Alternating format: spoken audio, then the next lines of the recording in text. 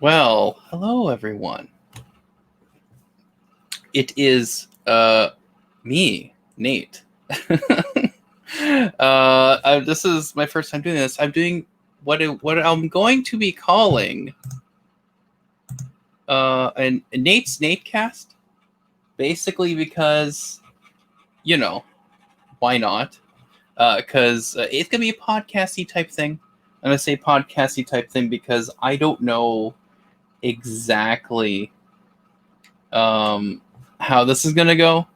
I'm just gonna do some talking and stuff about a couple of games, but I may spin off to other games. Also, you may notice that this is just me.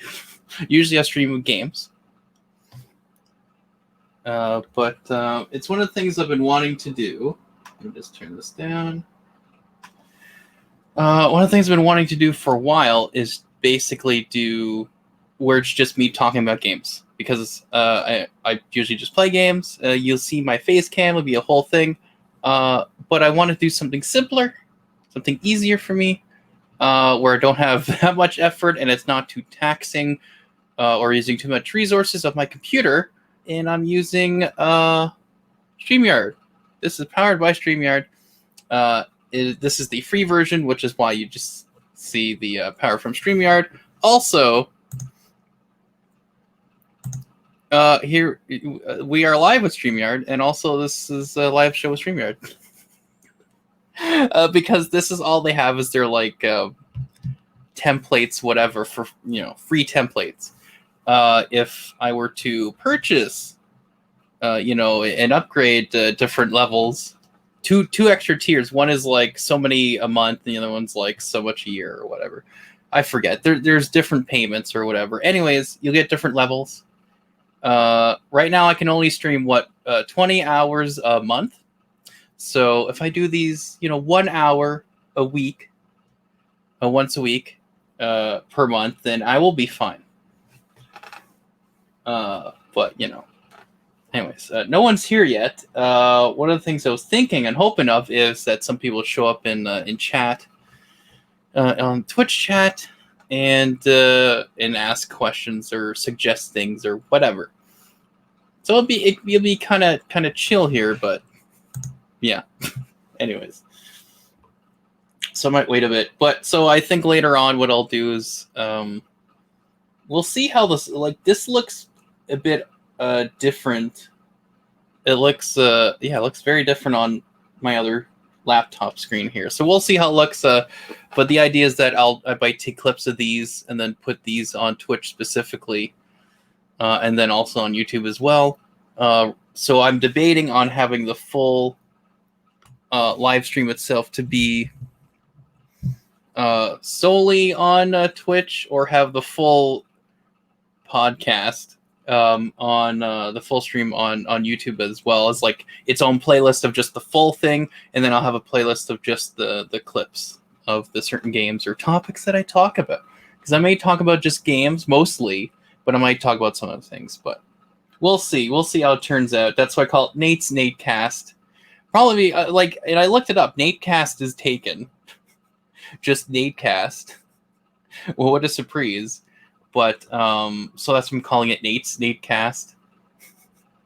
It may change, I don't know, but for now, this is what I'm calling it. And we got Jay Slays here. 2010 on stream next time by Nate in full screen, yes, because I'm just going to be talking about games. I'm not going to be playing. Oh, of course, it's Kate on Jay's phone. I mean,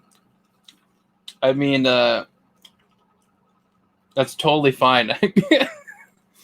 I mean, you're paying her back, right? Basically, you stole her phone. Yeah, I know. That's. I mean popcorn, but yeah, yeah. You're getting her back. Yeah. But anyways, yes, I will just be talking about games. I have 2 games that I put on the title, but I may spin off to other things. We'll see. Because there's stuff about Halo 4, because of course Halo Infinite will be coming out soon. So I figured I would talk about some Halo 4 stuff that I've kind of talked a bit about while I was streaming and playing games in my regular streams, but I never fully just like, this is what I think about as like a full thing, talking about it. And then I want to talk about, the new Hitman games coming out. There's one new Hitman game, but I'm generally talking about the new the trilogy that has been released recently since 2016. Starting with Hitman, just calling it Hitman, which gets confusing because there's other Hitman games before that, and most people will refer to the first Hitman game as Hitman instead of Hitman Codename 47. So that's, I think that's kind of off, why, how they did that. But anyways, so I might wait a bit, but as you can see, I am not using OBS. I'm using a website called StreamYard, because this is powered by StreamYard. Also, here's the default overlay it gives me: live with StreamYard live show. If I paid for different upgrades of it on the site, I can actually import and put in different little icons or whatever that I made or whatever. I can actually put in different video clips if I wanted to, or different backgrounds and stuff. But because this is the free version, I only have a certain amount of things I can do. But there's still enough to just stream. Also, though, I can add people to the stream if I wanted to. If I gave out the stream code, I could actually invite guests to show up, and then I can just control it from here if I wanted to mute them or not. That kind of thing. Yeah. It has its own little countdown too. It's like 30-second countdown. And the cool thing is, whenever I show it, I think any clips, it mutes the microphone or whatever, which is kind of neat. But here, I'll briefly, I can share my screen too. That's the other thing. I can share my screen. I can do a bunch of stuff, and it's all on the website. But here, let me do it this way. Let's share the screen. Share screen. I think I'll just share a tab. How about that? There, you should... oh, wait, I can add it. It doesn't add it right away. I have to add it manually. Well, I think I made it do that, so... Whoop! There it is! I can also have the comments here. Hey, look! Hey, look! There's Nightbot says stuff. That's funny. But yeah, there's a chat there. I can even show it. I could show it on the screen if I wanted to.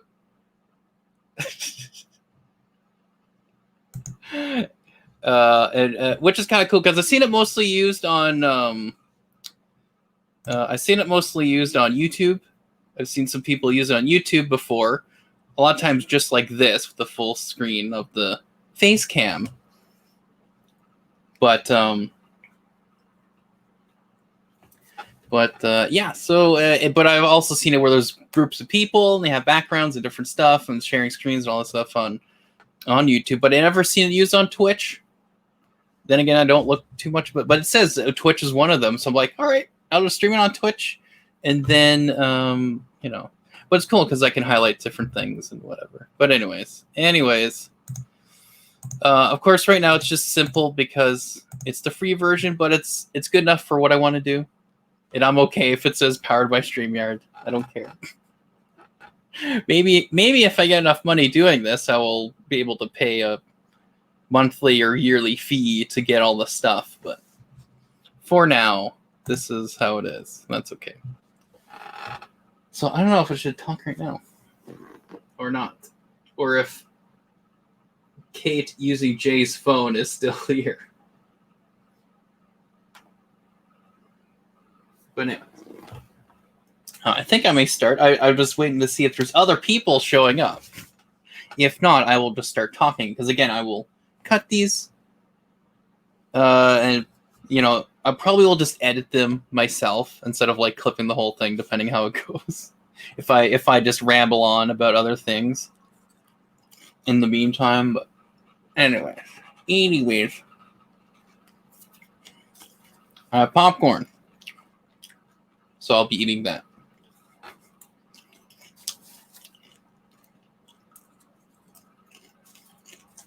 Oh yeah. So it's been 12 minutes of me streaming, so no one else should shut up. So I think I'll just start. And it's a bit odd because I'm so used to having all this other stuff on the screen, but it's just, you know, not that. But I'm pretty sure it can add stuff potentially from Streamlabs. I don't think so, though. Anyways, it's fine. It's fine. Come on.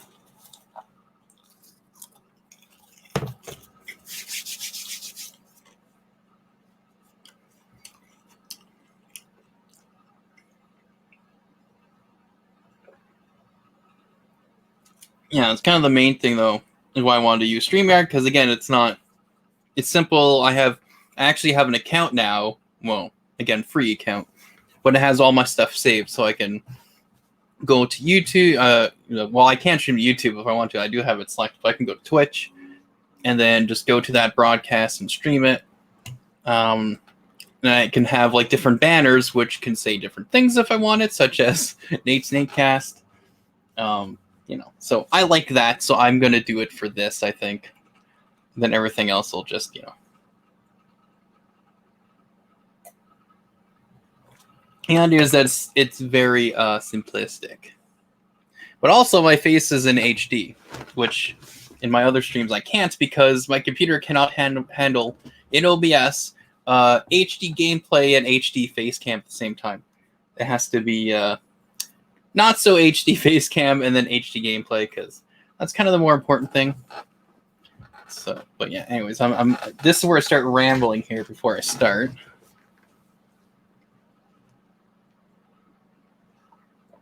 Parts that people skip. You can watch this later, the full thing, and hopefully I stay in focus for most of it.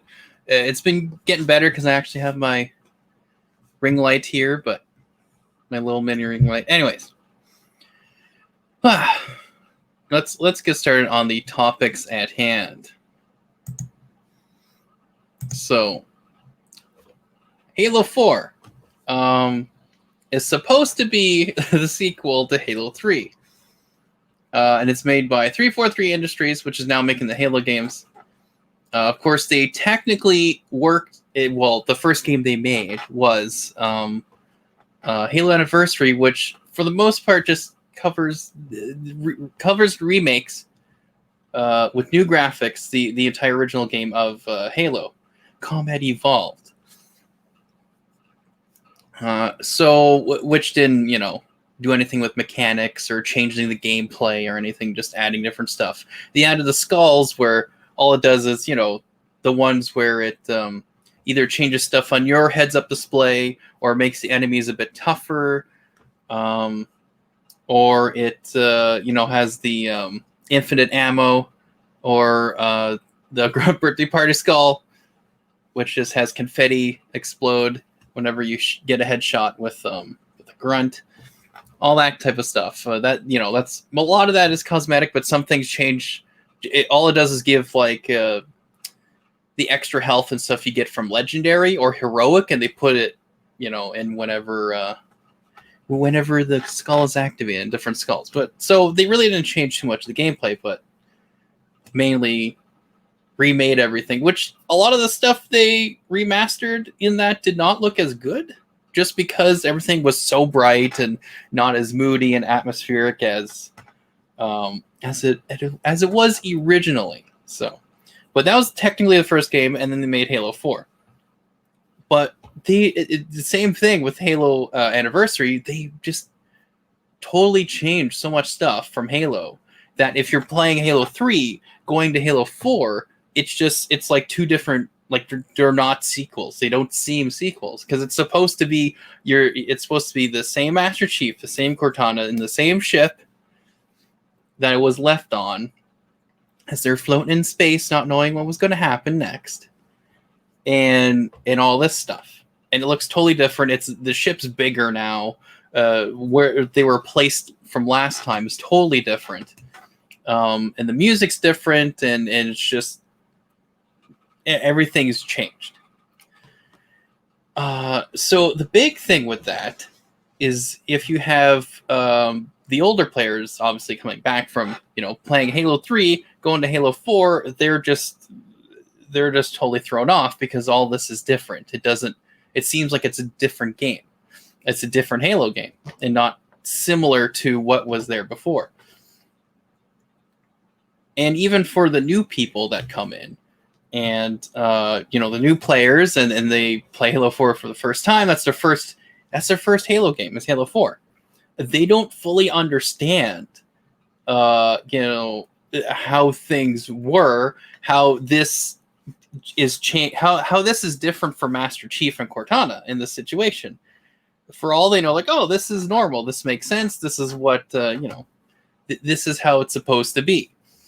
And then whenever Master Chief and Cortana sort of act like surprised at certain things, like, oh, this is different. Well, the new players don't understand that. They don't feel that. And it's mainly because of, there's the music changes that they didn't do, right? And other transitional stuff like Master Chief's armor is totally different. It doesn't make any sense. And it's just, it's kind of just insane, I think. Like, why would you do that? I guess they're trying to distance themselves from, Bungie, because Bungie had left Halo and went to make Destiny. So they're like, okay, well, this isn't Bungie's, whatever Halo. This is our Halo. So they changed, like, in the opening cinematic, you see they're trying to, sort of bring all the different stuff from the books and even from Halo Reach and whatever. Like, oh, this is what the Spartans are and what they look like and all this stuff. But it's the new armor. They're showing stuff from the past that has the new armor that Master Chief has, which is different than what, like, and the idea is that I think it's 4 years have passed by from Halo 3, but he's been stuck in a cryo chamber the whole time. He hasn't moved. He hasn't walked around. He hasn't got new armor. He's just been in there. Now, in the books, after Halo 4 had come out, they tried to explain it saying, oh, it's nanobots or whatever in the armor, and it just changes his armor. Like Cortana did this or something, or it was put in or whatever. And I'm like, have that in the game. Don't have it in some book. Like, put it in the game. So it's things like that. Like, and again, I was saying the music is they should have at least had the transition from the music. Like, I get they're trying to get away from Halo and the Halo theme and all that stuff. I'm like, okay, we'll put stuff from the original Halo 3 music that was made specifically for Halo 3, sort of redo it a bit, but still that it's recognizable that, oh, this is from Halo 3, and like remaster it yourself or whatever. And then have that trail into whenever you go to Requiem, which is the new planet, and well, the planet that's inside this big dome or whatever. But it's just it's simple. Like, in a sense, when you're looking at it, it's like, okay, we're trying to have the new players experience our type of Halo, but also the older players coming in and experiencing our type of Halo. So you should show then how the old type of Halo was, and then transition into the new stuff. Again, the new music and sort of the new mechanics and the new weapons, because all the weapons look different, all the vehicles look different, like everything looks different from Halo 3. But this whole ship is supposed to be floating, with all the stuff from Halo 3. Like all the weapons and all that stuff, all the warthogs and mongoose or what, like they should look exactly as it looked. Obviously, graphics will be a little different, but basically look the same, and so that you can say that later on they find the other versions of the warthog, like the other models or whatever. which would make sense, but they didn't do that. And it's frustrating, especially now, because they're trying to go back to the more traditional or classic, whatever, Halo look from Halo 1, 2, and 3, like that kind of look. And I'm like, you should have done this in Halo 4, transitioning to your new stuff, which, like, Master Chief having new armor, it's fine, because they did it in Halo 1 to Halo 2. Because in Halo 2, the first scene of Master Chief in Halo 2, you see basically a Marine talking about the armor, saying, hey, this, here's your new armor, and it's a Mark 6, and to talk about the new armor. And you see Master Chief put on the helmet of his new armor as he is just wearing it now. And so it just came down from this place this morning, and all, like, you see him put on the new armor going, whatever. And then you have the guy sort of comment. It's like, hey, this is shot. This is, wrecked. This is scarred. This is, torn up. It's like, you know how expensive this gear is, son?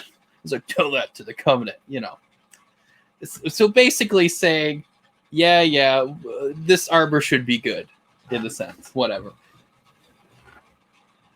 Oh, we have... I want to break here for a second, because I should look at the comments here, but we have Neko Kate here. Welcome to stream, thanks for something, but I guess you took a break from Jay's phone. But don't be a baby. Well, thanks.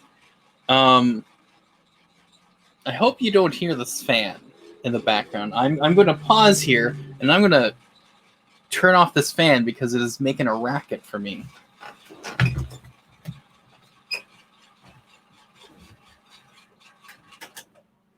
Okay. Because I saw there was some noise cancellation or whatever, but I just want to make sure.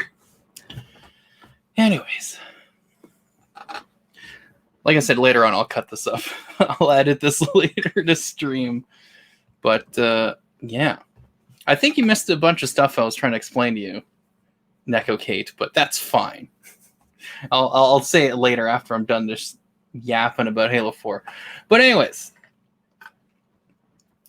so basically those transitions weren't there.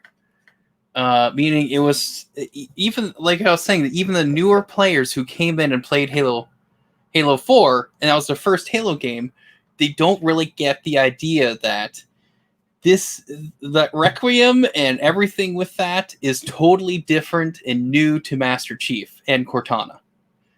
Like, this is new. So if in the beginning, in the opening, they were able to have, some of the music from Halo 3, right? Like, not Halo-themed music. I mean, music that was made specifically for Halo 3, and then played that, throughout the first mission.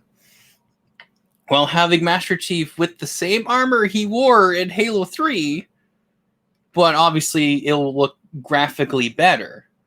But it's in higher quality, but it's still the same armor. You have him do that.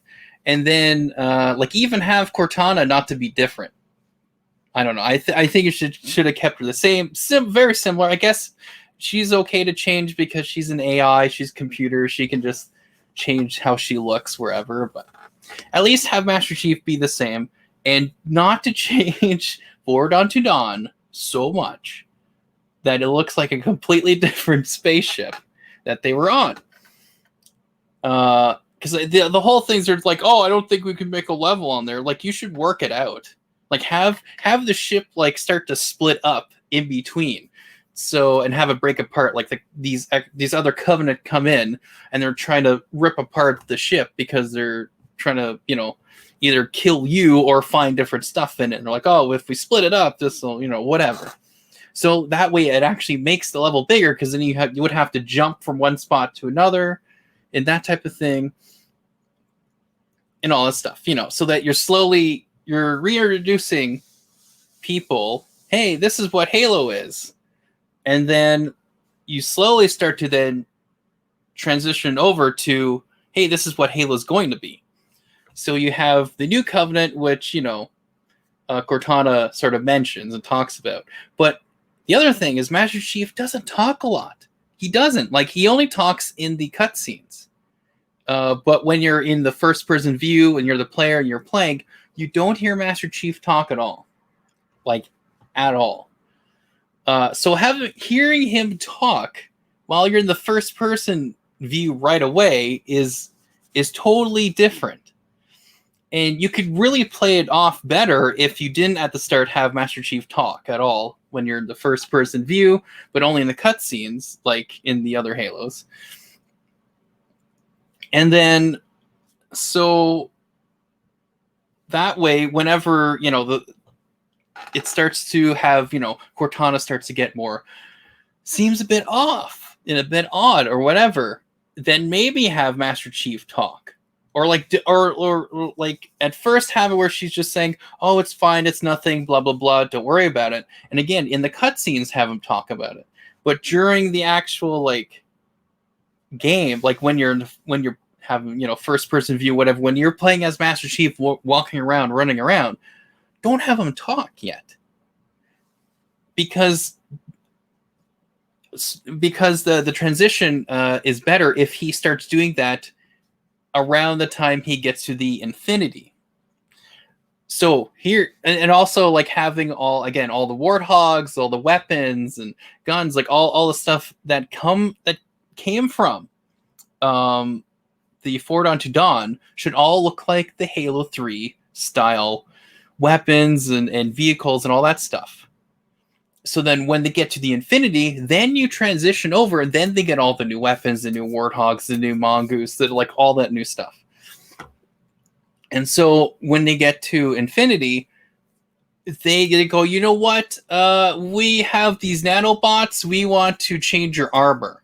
It's like we're still using, some of your same armor, because their whole, and I get the reason why they changed it, but didn't add certain things or whatever, didn't want to completely change their armor, because the whole theme is that Master Chief is old. And he's of the old generation, and you have these new Spartans that show up, and they're like, you know what, you're wearing old armor, and you're from the old, you're an old veteran. It's like, we don't need you, type of thing. That's what they're trying to do. And if they give him new armor, it's like, well, they're like, oh, it takes away from the fact that he's an older generation, blah, blah. It's like, no, he comes in with old armor and they give him new armor. Because it's like they want him to be different. They want him to almost pretend he's new, right? And then they can have conversations about that, like bring that out where that almost adds to it. Like they're saying, he's so old, we have to make him look new and different. And having new stuff on them, whatever, like all these, that introduces new equipment as well. But, and I don't know, it's just, it could have happened a lot better. Could have been made a lot better. Like, imagine that, like you hear more similar, like Halo-y type music. And then as soon as you hit the Requiem planet, as soon as you fall down, then it's like, boom, all new music, right? Completely new music. Like you can start you can hear like little hints of new stuff when, Master Chief is seeing Requiem for the first time, like the whole planet outside, the broken part of the ship. When he looks out and he goes, oh, whoa, and that type of stuff. Like you can hear different, like little hints of the new types of music because we're seeing a new thing. From being inside the ship, you have certain music. And then when you're outside, it's completely different because you're seeing all the new stuff. So then when you hit Requiem, it's like, whoa. It's nothing of the old Halo music at all. It's all new. And I think if you would have done that, like the old Halo players for sure would have definitely accepted that and would have been okay.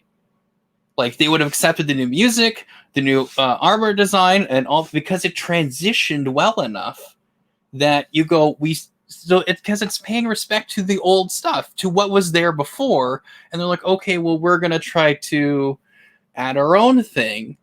But Halo 4 should have been that game to do that transition.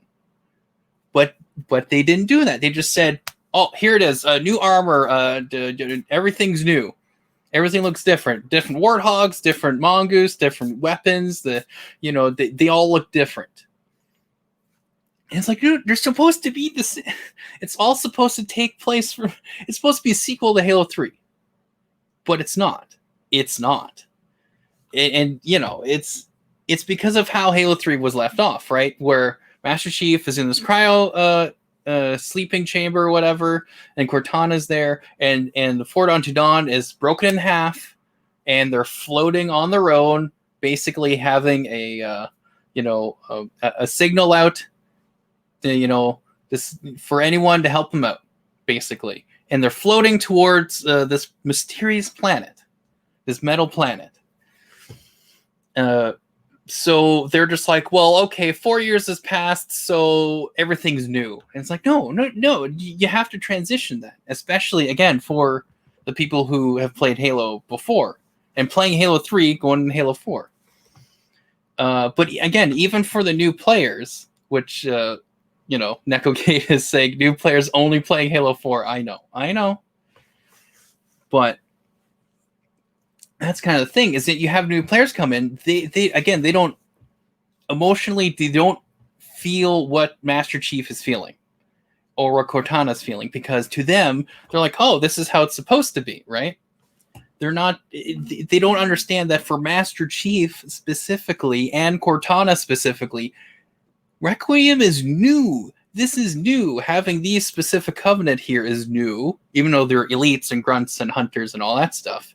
They're split off from what is in Halo 3, where all the elites are basically helping out the humans, whereas they don't have this is supposed to be different, which is like, okay, fine, whatever. They actually explained that in the game. I'm like, okay, all right. They kind of said that, so I'm like, okay, but then. Again, they don't explain the new armor changes, the new weapon changes, all like even Infinity. You have Cortana say, "Oh, if Infinity wasn't production, blah blah blah." I'm like, okay, they're explaining it at least, So it's so they really could have brought, again, the new players aren't as emotionally invested with these characters. They don't know these characters. This is like, they probably heard of Master Chief, they heard of Cortana, but they never played the other games, so they haven't experienced any of that. So trying to assume that they'll just accept all this stuff is like, no, you have to show the new players, hey, this is what Halo was, and then transition that to this is what Halo's going to be now. Like it's in like, if you're thinking about it, it's kind of simple. Obviously, it's a bit intricate, and you have to mesh things together and have these different parts to fit. But the idea of, let's try to transition from what was before to what is going to be, which it's so after where Halo 4 is, where they basically just went straight ahead and, okay, we're changing everything, all the new armor, whatever. Like, as soon, like when I first played Halo 4 and I saw that first cutscene where they're talking about the past and they're showing all of the new, armor for all of their, because this is Dr. Halsey who created the Spartans, right? They're either going in the past, they're going in the books, they're going to Halo Reach, which is years before this, before Halo 4. And they're basically trying to, through visuals, show the past. Well, as they're doing that, they're showing all the new armor of the Spartans is all of Master Chief's new armor in Halo 4. And then they're showing all of the Banshees, all the Covenant ships. They're all Halo 4 looking ships. which it'd be the same thing as someone trying to tell a World War One movie, a story, like making a World War One movie and using modern day armor from soldiers, and saying, "Oh yeah, they had these vests, they had these helmets, they had they had infrared, they had all these weapons." It's like, no, like that doesn't make any sense. If you're trying to show something from the past and you're like, let's whatever, recreating it, right? You're supposed to go look back and say what was in the past so that I can recreate it for now, so that people can see what was in the past. Again, like, imagine that someone made a World War One movie. Let's recreate World War One, and then they put all this modern day armor on the soldiers, modern day tanks. They have modern day drones. They have all the stuff. Like, wait, what? This isn't World War One. They go, oh yeah, no, yeah, this is a recreation. It's like, no, doesn't make sense. It's just, it feels off. So that's where in Halo 5, in Halo 5 they kept their, they didn't change anything, yet in Halo 3 to Halo 4 they changed everything, but then from Halo 4 to Halo 5 they still kept the same armor. I don't understand. It's why didn't they do that? But so it's, again, but they bring in a blue team, which is in the books, the Halo books, is blue team that is who trained with Master Chief and became their, as like a team. They became a team through their training, and became a real good team, blue team. But for whatever reason, they just decided to not really say it in Halo 5, because again, people who haven't read the books, they don't know who blue team is. They can't connect to blue team. Other than Buck, who, if you would have to have played Halo 3 ODST, and even a little bit of Halo Reach, he's in there. But you don't know who these characters are, because of course Buck is on with Spartan Locke and all this stuff, right? So it's like they're just throwing in stuff, and a lot of times in Halo 5, there's so many scenes that could go somewhere. It can really like be very, very dramatic, whatever, very deep or whatever, like very intelligent and maybe philosophical in a sense, like to really play on that. They bring all this stuff up, and then the scene ends, and then it goes to something else, and it's just so. And it's funny because a lot of people are comparing 343 taking over is similar with Disney taking over, the Star Wars franchise, right? Because you have The Force Awakens and Last Jedi, which totally changed everything, and then and kind of like made a lot of no sense. And then there's The Rise of Skywalker, which, well, we're still waiting for Halo Infinite, so hopefully it's not going to be that bad. But it's the idea of they're trying to transition from things that were before to things that are now. And it's like Halo 4 sort of started that, but I think it was almost worse. And then Halo 5 is just people are catching up and going, wow, this makes no sense. Well, the writing in Halo 5 was just dumb too. So it's just like, it's just like, if you're playing the story, if you don't care about following the story and you're just like, I want to shoot things, well, fine. You know what? The campaign's meant for you. But if you're looking for story, it's like, it's so just blah. It's just out there, and you're just throwing things at you, and they're going from one place to another, one scene to another, and it's just, they're not letting any character development happen. It's just, these are the characters, and oh, now we're done. No one. There's no character arc. There was nothing progressed, other than, oh, Cortana's bad now. And because of all the backlash from some stuff from Halo 4, which I think should have been more. But Halo 5 was really where a lot of people were like, what? Halo Infinite's like, okay, we're gonna fix this. We're going back to the we're going back to the original armor and aesthetic and look to things, and we're going back on a Halo. I'm just like, okay. They're trying to backtrack now, but all this could have been prevented if they made Halo 4 as a transition thing. If they really took more care with Halo 4 instead of like, let's just do our own thing. But that's kind of that's my take on that. And Halo Infinite, I don't know. Like, they've shown some gameplay stuff.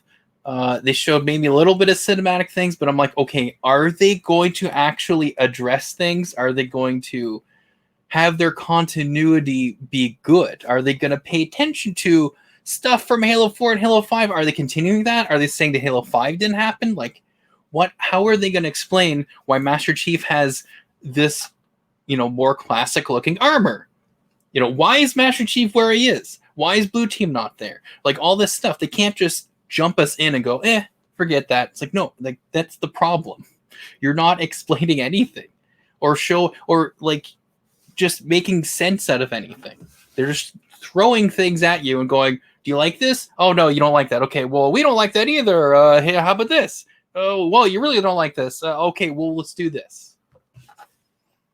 Do you like this? Please like this. That's kind of... It's just look at the original, look at the Halo stories and the Halo games. Just follow that.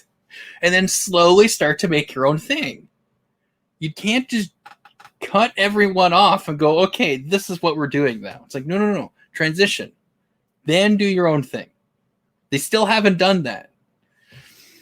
So we'll see with Halo Infinite. I mean, I'm probably still going to buy it at some point. But it's just like they have to understand that the thing that has happened before needs to make sense with what's going to happen next. And it has to transition well. Like, well enough. Like, put effort into that. So, but that's, yeah. So we do have some comments here from NecoKate. Cortana is lame. Well, she became lamer. Like, come on, Chief, you can do better. Well, she's stuck in her head all the time. What else are you supposed to do? 343 don't know what they're doing. Bungie better, in my opinion. Yeah, yeah.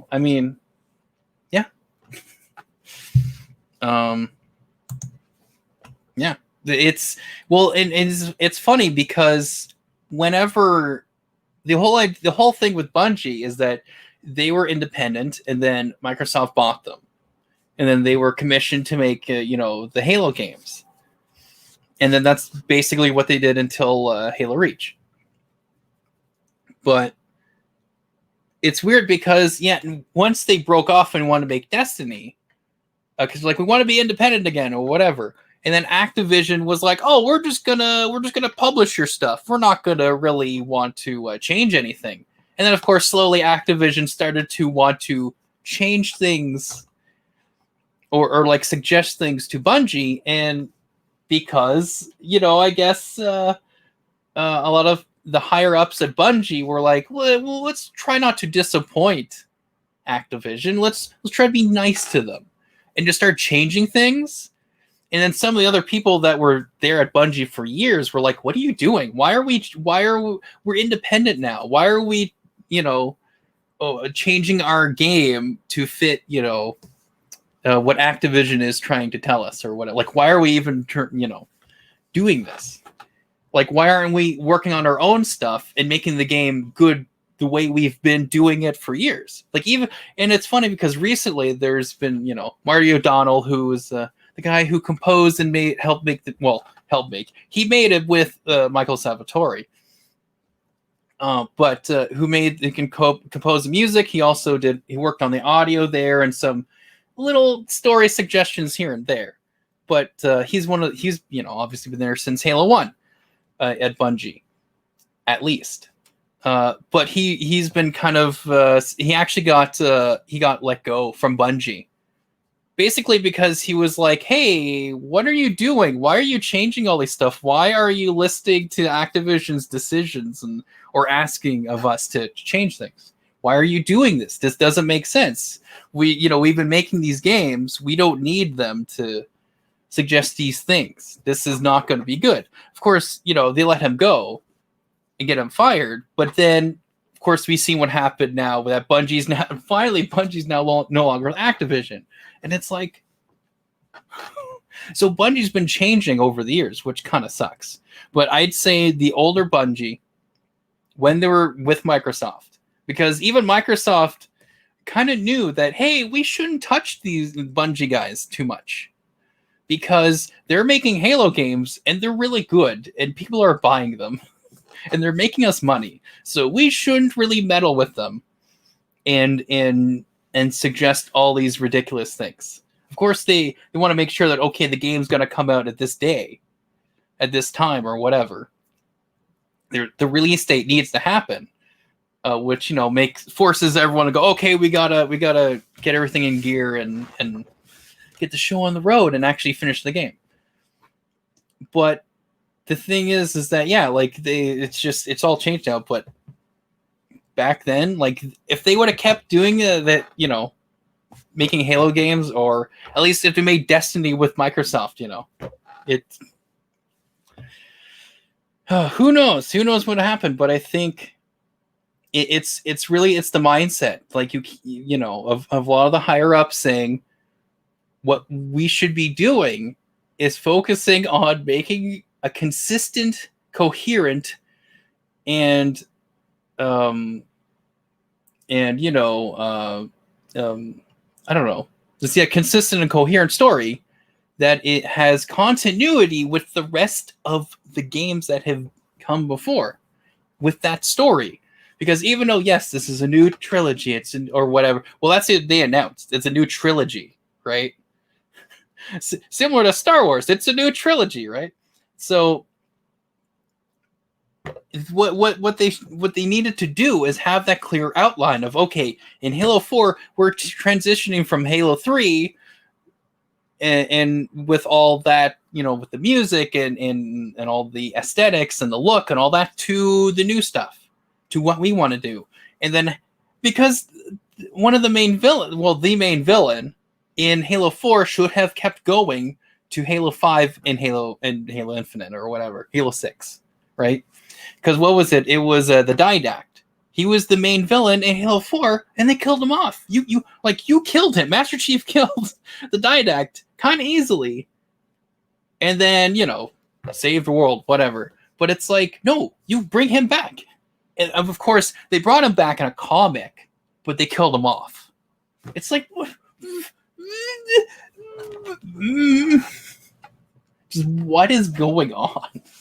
Like, what are you doing? But it's the same thing with The Last Jedi. Well, that's just weird because they're compared, people have compared with the sequel trilogy of Star Wars to what was going on with Halo, with 343. But they kind of happened in Halo 4 first. And then Halo 5 just went, just not made any sense. But Halo 4 is what started it. And again, as soon as I had the signs early playing Halo 4 in the beginning, I'm like, this feels off. This doesn't feel good. I'm not really enjoying this too much. I still played the game, I still beat it, and I did enjoy some things, but if I'm the campaign, if I'm going by the story and I'm going from Halo 3 to Halo 4, it's like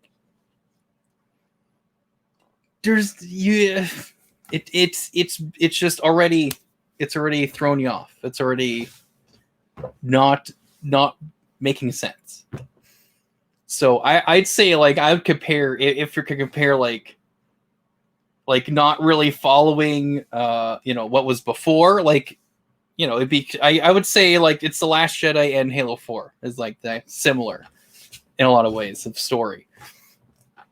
Again, if they're making their own story, then don't make it Halo, right? If you make your own story. If you have to remember, this is a franchise. This is this is a multiple games that have come before with the story, with these characters. You have to follow through that, and especially if you're still maintaining the same main character of Master Chief and also Cortana. You have to take those characters as they were in Halo 3 and carry that over to Halo 4 while adding all these new obstacles with Infinity and the fact it's been 4 years and Master Chief has just missed all this stuff. But it's just one of those things. Of course, we have the Boxy Bears here. Welcome to the stream. As you can see, it's different because I'm just going to be talking about stuff. Right now, I'm talking about what's with Halo 4. Yeah, what is with Halo 4? Well, you missed some of it. I don't want to repeat myself because that's the point of doing this, is that I can just clip this stuff and then just, have it on Twitch and on YouTube. I can just, hey, watch this. And then you'll know my thoughts and feelings on Halo 4 and Halo 5 and but it all started with Halo 4. It all started with Halo 4. But yeah, so I'm powered by StreamYard because this is on a web browser. I'm gonna do this. Stopping this. This is a web browser website streaming option, which is very simple compared to OBS. OBS, of course, is a program on a computer, which my computer can't handle that well when I'm having multiple things. So I just figured I'll just use StreamYard, which is on a website, and it detects my webcam. I can share a screen. I can actually invite people if they wanted to join the stream, if I had any guests that I thought would be good for this. Because I initially wasn't going to do this type of thing. I thought I needed someone else, but I realized that, number one, I talk a lot. Wow, what a surprise. But I talk about these things in my streams while I'm playing games. And of course, if I'm doing that, I'm not focusing on what I'm saying, but also not focusing well on the game. And it's the whole thing. So I thought, hey, why not just. Anyways, also I can do this type of thing. What's with Halo 4? I seen this mostly used on YouTube recently.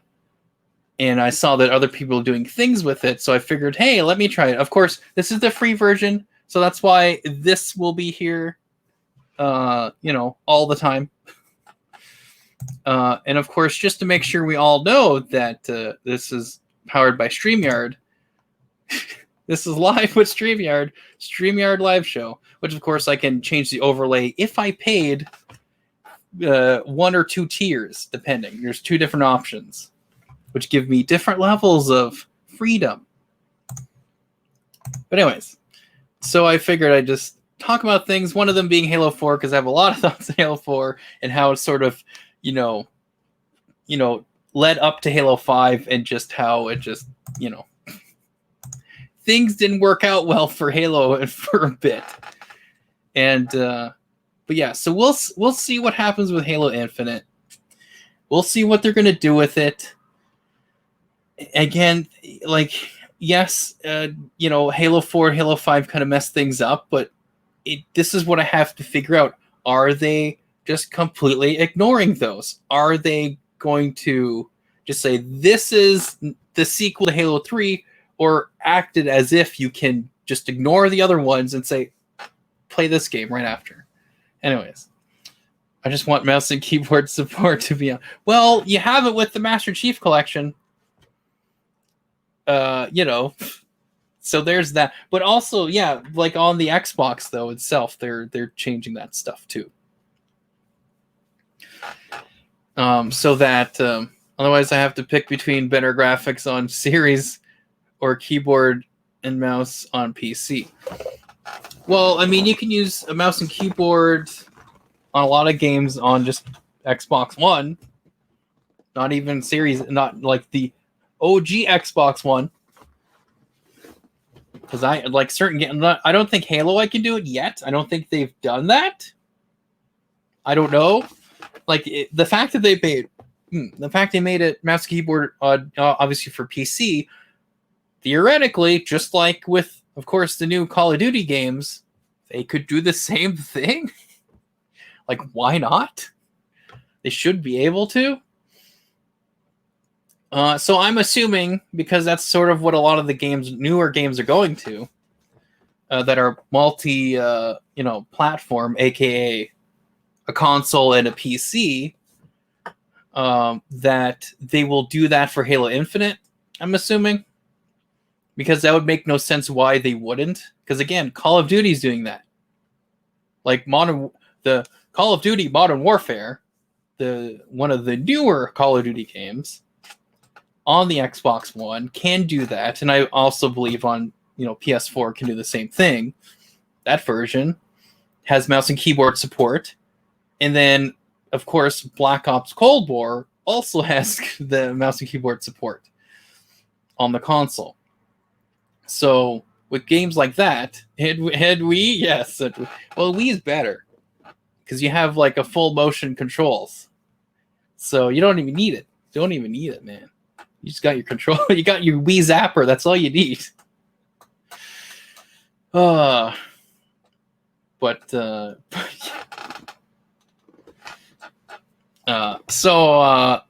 I said, I'm gonna cut these up. I'll have to figure out how I'm gonna edit this. I'll put up the whole stream and leave it up. I don't know. Because I'm debating on like, should I archive the full streams on Twitch or just upload later like these clips and just have it archived on YouTube. Also, I'm calling it N8Cast. I don't know if I'll change that name too. Like, it may be called something else. So if people watch this later and it's called something else and it just says N8Cast as like the title, I'm like, well, sorry, I thought of a better name later. I mean, I was just gonna call it N8Cast, but what a surprise! It's been already used. If you type in N8Cast, like even together, it's like that's someone's like I don't know, Twitter or something. Like it's already been used, and I don't want to get confusing other people. So, but anyways, no upload. They miss it. Well, well, I mean, the whole point is that I'm saying these things that like because there's probably other people that feel the same way too, or maybe haven't seen my perspective on a certain game or whatever. But anyways, also you can see here though, I don't really have more like whatever in the back. I have some posters. I didn't really think of that setup of this because I never thought of this until recently of really doing it. So this is white. This is white. This has nothing. This is blank. But I do have Hitman 2 there. I have Nintendo. Then I have me with Kevin Conroy, and then above me over here is me with Ron Perlman, but you can't see it that well. So I have to do some rearranging if I'm going to keep doing this. But what are you going to do, right? What are you going to do? But yeah. So, anyways, I think I think that's all I need to say really about Halo 4 in the state of Halo and where it's led from Halo 4. But anyways, I know what I'll do. What will you do? What will you do, Boxy Bear?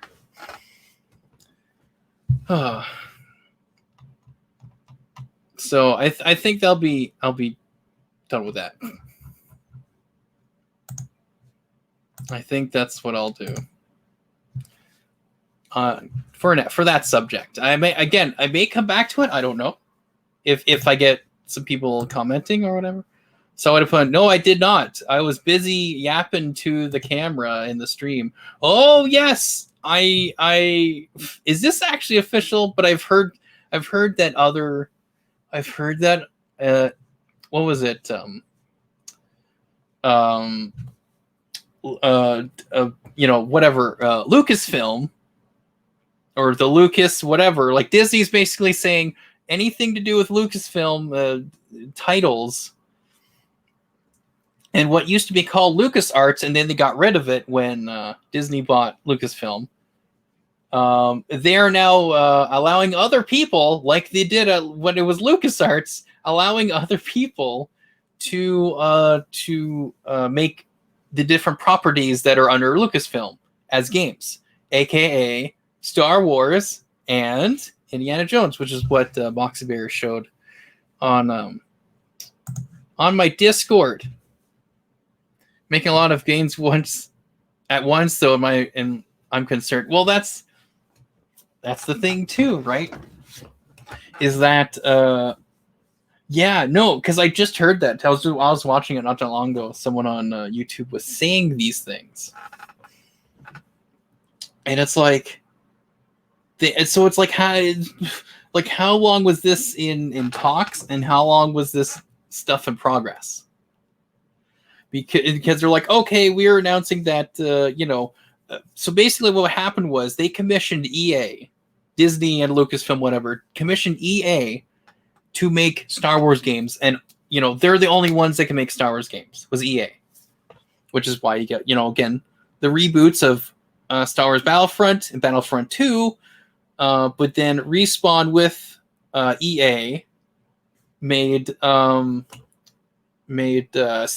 Wars Jedi Fallen Order, and that was really good. I've heard it's been really good. I've been playing it myself, and so far, from what I can tell, it's pretty good. But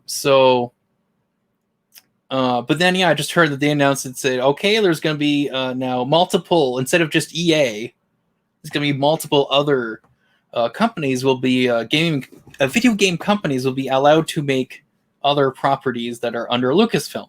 Again, Star Wars and Indiana Jones, which is kind of mind-boggling, because the last Indiana Jones game that was made was Indiana Jones and the Staff of Kings, which was made for the Wii and PlayStation 2, when the Xbox 360 and PlayStation 3 have been there for at least a couple years. At least. So that is why I do have Indiana Jones and the Staff of Kings, because, well, I have it on the Wii, right? But oh yes, I guess technically the Lego games were out and they've done those. But I guess like the non-Lego games, the Indiana Jones non-Lego games, the last fully, this is just an Indiana Jones game, was Indiana Jones and Staff of Kings. Because I remember this, there was a trailer saying it's going to be out for the new generation, for the next generation stuff, which was PlayStation 3 and Xbox 360. And it was supposed to be coming on PC, I believe, as well. But it's like, I was excited for that. I was like, oh, this is cool. And then they're like, never mind, PS2 and the Wii. Like, what? Like, what? Are you kidding me? So now that they're making an Indiana Jones game, I'm like, finally. But that's what sucked. Again, they got rid of LucasArts.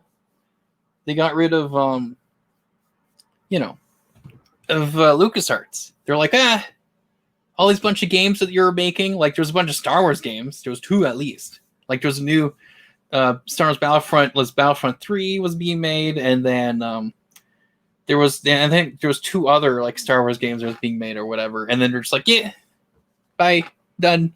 I'm like, what? It's so.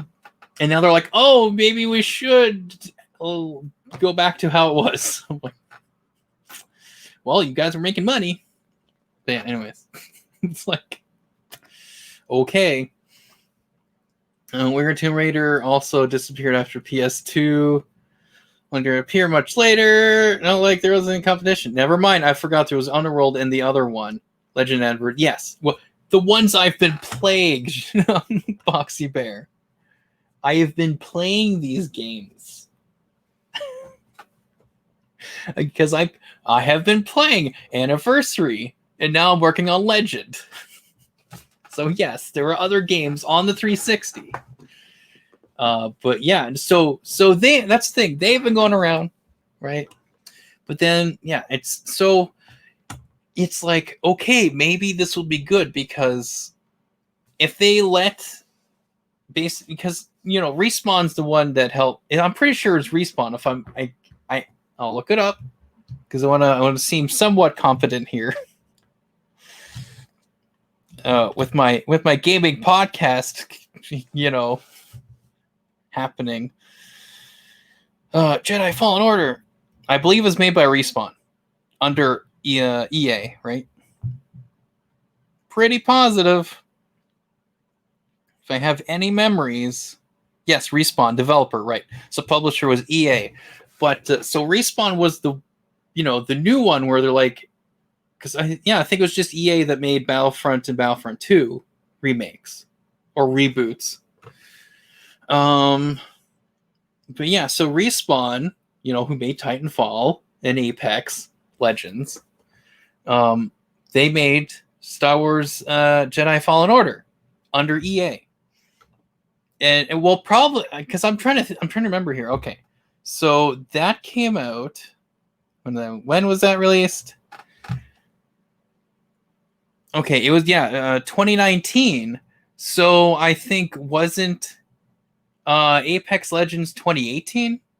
So I'm just wondering if like Apex Legends played a role in them being able to make this Star Wars game, because they're still being because I'm pretty sure like that was all being like because Titanfall 2 were both published by EA, and I'm pretty sure Apex Legends was too, like under that, I think. But anyways, either way, Respawn made it. And it was good. Probably because EA is like, you know what, you've been doing some good stuff here. We'll let you have more control. And so they made that. And so like, oh, wow, maybe we should do this more. And so finally they're like, hey, let's actually let other people like work on different games and stuff. Of course, they'll probably come in and be like, hey, is this good? And they're like, yes. They're like, okay. Like, I don't know, but it'll be interesting to see what the new Star Wars games will be like and new Indiana Jones game will be like. I'm really hoping it'll be good because because it'd be great to see Indiana Jones with newer graphics and a newer type of gameplay, or put your like with new adventures, new stories with Indiana Jones. Because of course the last story that we saw on screen was Kingdom of the Crystal Skull, and it's like, anyways, 4K beard pog. Yeah, well, that's the thing, right? Because I'm not having with OBS having two things in HD. With StreamYard, I can just do the face cam, and it's like, hey, would you like this in HD? And I'm like, yes, please. I think is it only going to 720? I think I could check now. Let's go show advanced. A high definition is 720. That's the highest high definition for StreamYard, or probably for the free version of StreamYard that I'm using. But yeah, you can definitely see it better. And I don't know how well you can tell, but I do have to trim it a bit. But yeah, that's where I was like, ooh, I gotta trim my beard more if I'm gonna be in HD now. But yeah. Anyways, yeah. But yeah, so there's that. Oh, my beard. Fine, be that way. Yes, he's got a better beard, okay? Because he doesn't have that big of a beard. He has more of a scruff. He has like 5 o'clock shadow or whatever it's called. But yeah, seeing that in 4K would be good. I mean, that's really what I want to see. That's everything else is just bonus. But yeah, so that's yeah. We'll see how that goes. We'll see how that goes. So I think I'll go to my next topic, which is another topic I like to talk about while I'm playing my Hitman games. Is new Hitman games.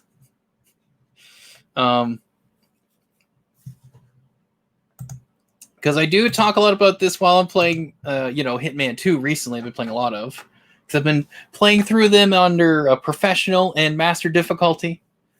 I'm almost done Hitman 2 and master difficulty. And of course, Hitman 3 is coming out in, January 20th, which is not that far. Of course, I can't afford it because I actually have to save money because I already went and bought some other stuff, with the sales and whatnot. So I'm like, I kind of need to save some money right now. Probably should be doing that,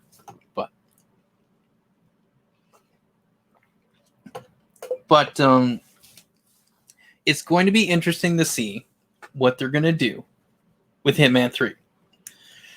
How much of the mechanics are going to change? Probably not too much from Hitman 2. It seems like they are liking how things are. After all their tweaks and updates they've done. Looks like, because, of course, people who've got some early access to the game, or at least a mission, they're able to play a mission, or show it off, whatever. There's going to be, there's going to be some extra things, but it doesn't seem too crazy for things. So far, again, the one mission's Dubai. So I've seen some people play that because I'm like, well, let's kind of see how the game is, and then I've seen other people actually do comparisons because and this is a question I didn't know it would have an answer to, but would you be able to? Is it just a straight up transfer of like, here's Hitman 2016 and Hitman 2 put into Hitman 3, and then that's it, or are they going to do the Hitman 2 treatment like they did with Hitman 2016 and redo even the face model, whatever, of Hitman 2016 in Hitman 2 and redo the graphics and make it sort of match more of their Hitman 2 style, even the mechanics and different how things are. So when you play, going from Hitman 2016 to Hitman 2 within the Hitman 2, menus and gaming, whatever, the game space. That they what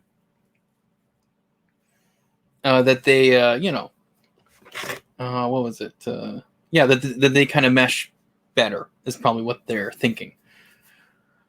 But it looks like they are doing that in Hitman 3. They are actually redoing, like, because again, people showed comparisons of like, okay, here's Hitman in Paris from Hitman 2, and then here it is in Hitman 3, and they show the same level and the same thing, and like the Agent 47's face and his character model is totally different than it is in Hitman 2, and so they showed that this is the version from Hitman 2, and here's the Hitman 2 version in Hitman 3, and it's different. So like, okay, they are actually redoing the levels again. Putting them in Hitman 3, so just once it detects, oh, you have bought this game, you have bought Hitman 2016 and Hitman 2, or you bought Hitman 2 with Hitman 2016, whatever, that they carry over, you just download them, and then you just are able to play them in Hitman 3. So there's that. But yeah. Wasn't Dubai in Hitman 2? I don't know. The accepted player model isn't related to the levels. Well, and this is a weird thing with Hitman from Hitman 2. When you're playing Hitman 2016 in Hitman 2, the character model is different than what it was in the original Hitman 2016, which is odd because, I mean, it was odd in the first place because he made him look younger, right? It was Mumbai too. No, there was what was it? Mumbai, yes, Mumbai, not Dubai. Dubai is in Hitman 3. Mumbai is in Hitman 2. Mumbai. But yeah, so yeah, maybe I lost my train of thought. It's fine. It happens. It's going to happen for sure. Oh yeah. So anyway, so they made them sort of Oh yeah, the character model. That's right. So the character model in Hitman 2016, it made sense in the beginning when you're doing the training and you're seeing when Diana first meets Agent 47 and like all that beginning stuff. But then when they transition to the present time, he shouldn't look young. He shouldn't look as he looks. He should look older. Kind of like in Hitman 2, when they changed that. So the thing is now, when you play Hitman 2016 and Hitman 2, the cutscenes don't make sense because he looks older, than he should look in the past. When you're doing the, what is considered his origins, beginning of going into the ICA, right? So it's like, shouldn't they just swap out his model? Like, how is that hard to have two different models of the same character, but only be able to show up in the beginning, the prologue, and the training stuff in the first part of Hitman 2016, right?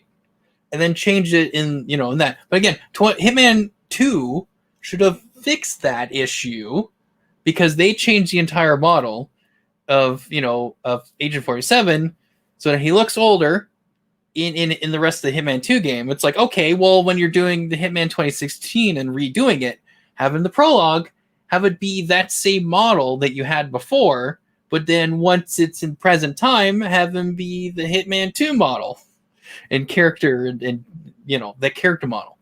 But they're like, oh no, we can't do that. That's too hard. I'm like, are you serious? For Agent 47 changes disguises so many times in the game, and you can easily just swap out his clothes. Why is that hard? Why is it hard to have his face be like you have another model for him to have his face covered in a mask? Like, anyways, it's just, I don't get that. I don't get, like, how is that? That doesn't make sense, because that could literally be it's a switch on and off, or just you have two levels with one model, and then the rest of the game has the other. It's like they changed. Oh, it's like they changed it for the sake of changing it. I mean, that's Halo 4 right there. I mean, I'll be going off topic if I start talking about Halo 4. This is Hitman. I already talked about Halo 4 in the stream. If this is a separate video that you're watching, I talked about Hitman 4 earlier. Hitman 4, Halo 4. Wow, I'm smashing everything again. Everything is being smooshed and being put together, and we are now in Hitman 4. That's the new James Bond game they're making, is actually Hitman 4. But no, Halo. I already talked about Halo 4. I already talked about Halo 4 earlier. Hitman 4 confirmed, yes, by famous Twitch streamer Nate the Great Nate during one of his N8Casts. It's like, yeah, okay. But yeah. Anyways, but yeah, that's that. Again, I already talked about Halo 4, but in the other part of the stream, and would be up on my channel as a separate video. But yeah, that's basically what Halo 4 did. They just changed it for the sake of changing it, and it's like, no, transition. Again, funny enough, that's what I was talking about with Halo 4, is transition, because they didn't transition from the old armor to the new one. Well, with Hitman, they didn't transition from how he looks younger in the past to how he looks older in the present. I don't... It's odd to me, is what I'm saying. It's very odd to me that they don't... It's not hard. It really isn't that hard. Like, they're able to make all these different character models and all these different things. Just take, like, the same... And they're like, oh, well, it's a newer system, so it's going to be different. It's like, okay, fine. Just remake that model then to work with your new whatever. Like, you're making all these other character models, right? You're porting all the stuff from Hitman 2016 into Hitman 2. And apparently you're like, did you remake all those, Sea of People, right? Did you remake those models? Or did you just port the same ones? Then why don't you just port the same? It's like, yeah. It's just like, and the Boxy Bear makes a good point. Or just use a higher poly model you have lying around. Yeah. Like, just make it like, I don't know. It's weird. It's weird how they're like doing that. It's like, did they just port all of the crowds and whatever from Hitman 2016 into Hitman 2? Did they just go, okay, you're here, and we'll up the res of these characters to match, the Hitman 2 quality? Do that for those two, and it's not even just the two levels or whatever it is, like the prologue, whatever the prologue is, right? The free trial that you can download that portion for free is like the training, and then Hitman 2, the first mission, right? But it's like, just have that be him when he's younger, when he looks young as he's supposed to, and then don't have the Hitman 2 model that you made where he's older, because the idea is that Hitman 2016 and Hitman 2 are not far behind. It's like a few days or whatever, right? It's not like, 5 years. It's like a week or what? Like, I don't get it. I don't get it. I mean, it's simple. It's simple enough things, and it's somewhat of a small thing, but it's also like, why don't you do that? I mean, sure, it's slightly simpler and easier to just not change anything, but I'm like, it's also not hard to do it. It's just, I don't get it. I don't get it when they, I mean, again, they've been doing good with a lot of the stuff from Hitman 2016 to Hitman 2, and what it looks like in Hitman 3. But I've said this before on when I'm streaming my games and not just talking like this, is that I think the original idea that they wanted to do with Hitman 2016 is that if they were to make any more Hitman games, like with this trilogy that they're doing, like the next 2 Hitman games, they would basically be DLC. And you would play them. The only way you can play them is if you download the Hitman hub, basically, just called Hitman. You would download Hitman, and then you'd be able to play in Hitman 2016, then Hitman 2, and then whatever Hitman 3, right? But there was, because they were with Square Enix, I think it was. I think it was Square Enix, right? And then they went off, and they're like, well, we want to publish or be a part of and distribute whatever your games right after Hitman 2016. So and then Warner Brother Games, WB Games, agreed to distribute the game, which then means, of course, things legally, things would have to change a bit, and that's why I think that plan changed.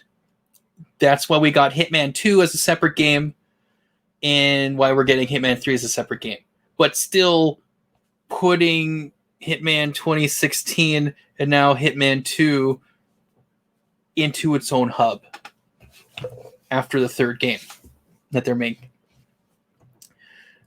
Because why else would you just call it Hitman? Because that's what it's the same thing with Xbox, right? Because you have Xbox 360, and then Xbox One. That's what people refer to the original Xbox as, Xbox One, but you're calling it Xbox One. It's like, you might as well just call it Xbox. Like, you know, because people refer to the first Xbox as Xbox One. It's Xbox One, the first. Then there's Xbox 360 or Xbox 2. I think some people refer to it as, but it's Xbox One, then Xbox 3, or 360, right? Or whatever. But then they called the new, generation of Xbox One, then Xbox Series S, and then or Xbox S and Xbox One S and Xbox One X, and now it's Series, which is, at least they're not just calling it Xbox 2 or something, or 360. If they're calling it 3, because they could have just done that and made it more. At least they're calling it Series. Like, okay, all right, but it's So, but yeah, so that's what I mean. Because Hitman Codename 47 is not the most elegant way to say, to refer to the game. You just call it Hitman or Hitman 1, but mostly just Hitman. See, there's Hitman, then there's Hitman 2, Silent Assassin, then there's Hitman Contracts. So there's even already a Hitman 2. There's already Hitman 2. Just Silent Assassin. So at least it's somewhat better, but still, when most people just refer to Hitman 2 Silent Assassin as Hitman 2. And you're just confusing everybody. It's like, might as well just do what they did with Halloween, with the Halloween movies, right? Because you had Halloween, then Halloween 2, and then Halloween 3, Season of the Witch, right? And then there's Halloween 4, Return of Mike Myers, or Michael Myers. Mike Myers. Return of Mike Myers. Ugh, that's scary. Return of Michael Myers. And then there's, what was it? Resurrection? Halloween Resurrection. And then there was Halloween H2O. They call it, it's Halloween H2O or Halloween H20 or whatever. And then they go, okay, well, we're going to reboot Halloween. So we're just going to call it Halloween again, which confuses people. Then we'll call Halloween 2, that reboot or whatever, remake is Halloween 2. It's like, okay. And now they're like, okay, well, we're going to ignore those and I'll only have one sequel to Halloween and we'll call it Halloween. Why would you call a sequel to something the same name? Like, I don't do. It's just, I don't get it sometimes. It's just what people do with names. Like, what are these companies thinking? Like the whatever, the other studio heads or whatever. Like, you know what would make more sense if the sequel to Halloween would be called Halloween. That makes sense. Again, when they're like, hey, you know what one of our sequels to Hitman should be called? Hitman. You know what our sequel to the new Hitman game that's called Hitman? Call Hitman 2. But we have Hitman, Codename 47. Yes, of course, it does have a subtitle to it.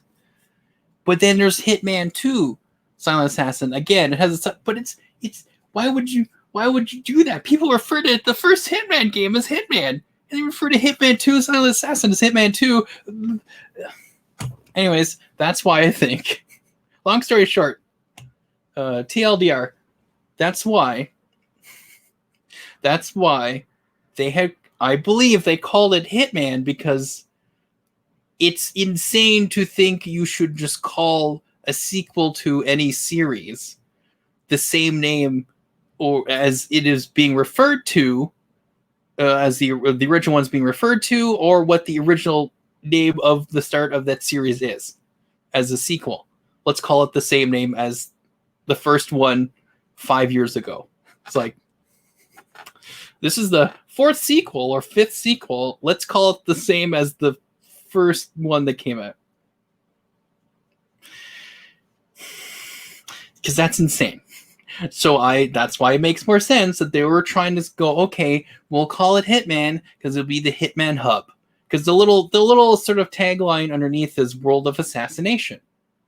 So I really think that Hitman World of Assassination was supposed to be a whole thing where you were to get the next Hitman game, you would have to download the hub of Hitman World of Assassination, even if you didn't have Hitman 1 or Hitman. Again, people will be calling Hitman 2016 Hitman 1 because it's just called Hitman, and then Hitman 2, which confuses when someone says Hitman 1 and they're referring to Hitman Codename 47. Anyways, Hitman 20, that's why I have to keep saying Hitman 2016. Because if I say Hitman 1, people are thinking, oh, Codename 47? So so even if you didn't have Hitman 2016, you would download the hub, regardless, and you could do the same thing where it comes free with the prologue mission from Hitman 2016, but you'll be playing Hitman 2 if you bought it using so you buy the game and then you download the hub first, buy the game, or you buy the game and it says, okay, you have to install the hub, and then you play it from there, right? Same thing with Hitman 3. If it's like you don't have Hitman 2016 or Hitman 2, but you bought Hitman 3, well, you'll download the Hitman World of Assassination hub, and then you're able to play the game through there. But then it'll also show, hey, there's these other games you could buy and have it all together. Again, I believe that's what they wanted, which is what they're doing with each game now, is they're taking like Hitman 2. They're like, okay, let's carry and port over Hitman 2016 if you had it. All in one spot. But then they're doing it in Hitman 3. It's like, why didn't you just wait until Hitman 3 to do this?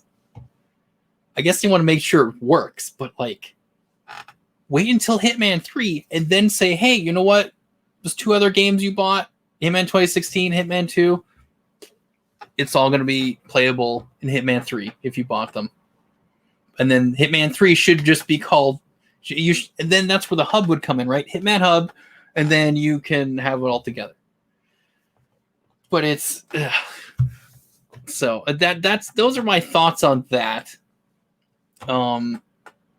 And that's what I think is what happened, is because Square Enix dropped out and decided to say, hey, The Quiet Man, that's a game we got to get behind. That's the game that's gonna really change our studio. That's gonna really make us a lot of money. We're gonna make a franchise out of that. But because it's published by Square Enix. Pretty much right after they left Hitman or IO Interactive, when they left them and said, hey, we're not going to publish Hitman games anymore. They went to publish The Quiet Man instead. Good move. So because, again, when Warner Brothers Games, agreed to publish and distribute the Hitman games, the new Hitman games from IO Interactive, that's where I'm guessing it's a legal thing. That's why they couldn't do what they wanted, but they're like, hey, let's do it in each of the games now. But yeah, anyways, let's go through now some of our little chats here. Hashtag Nate rants. Yep. I mean, pretty much. Yep.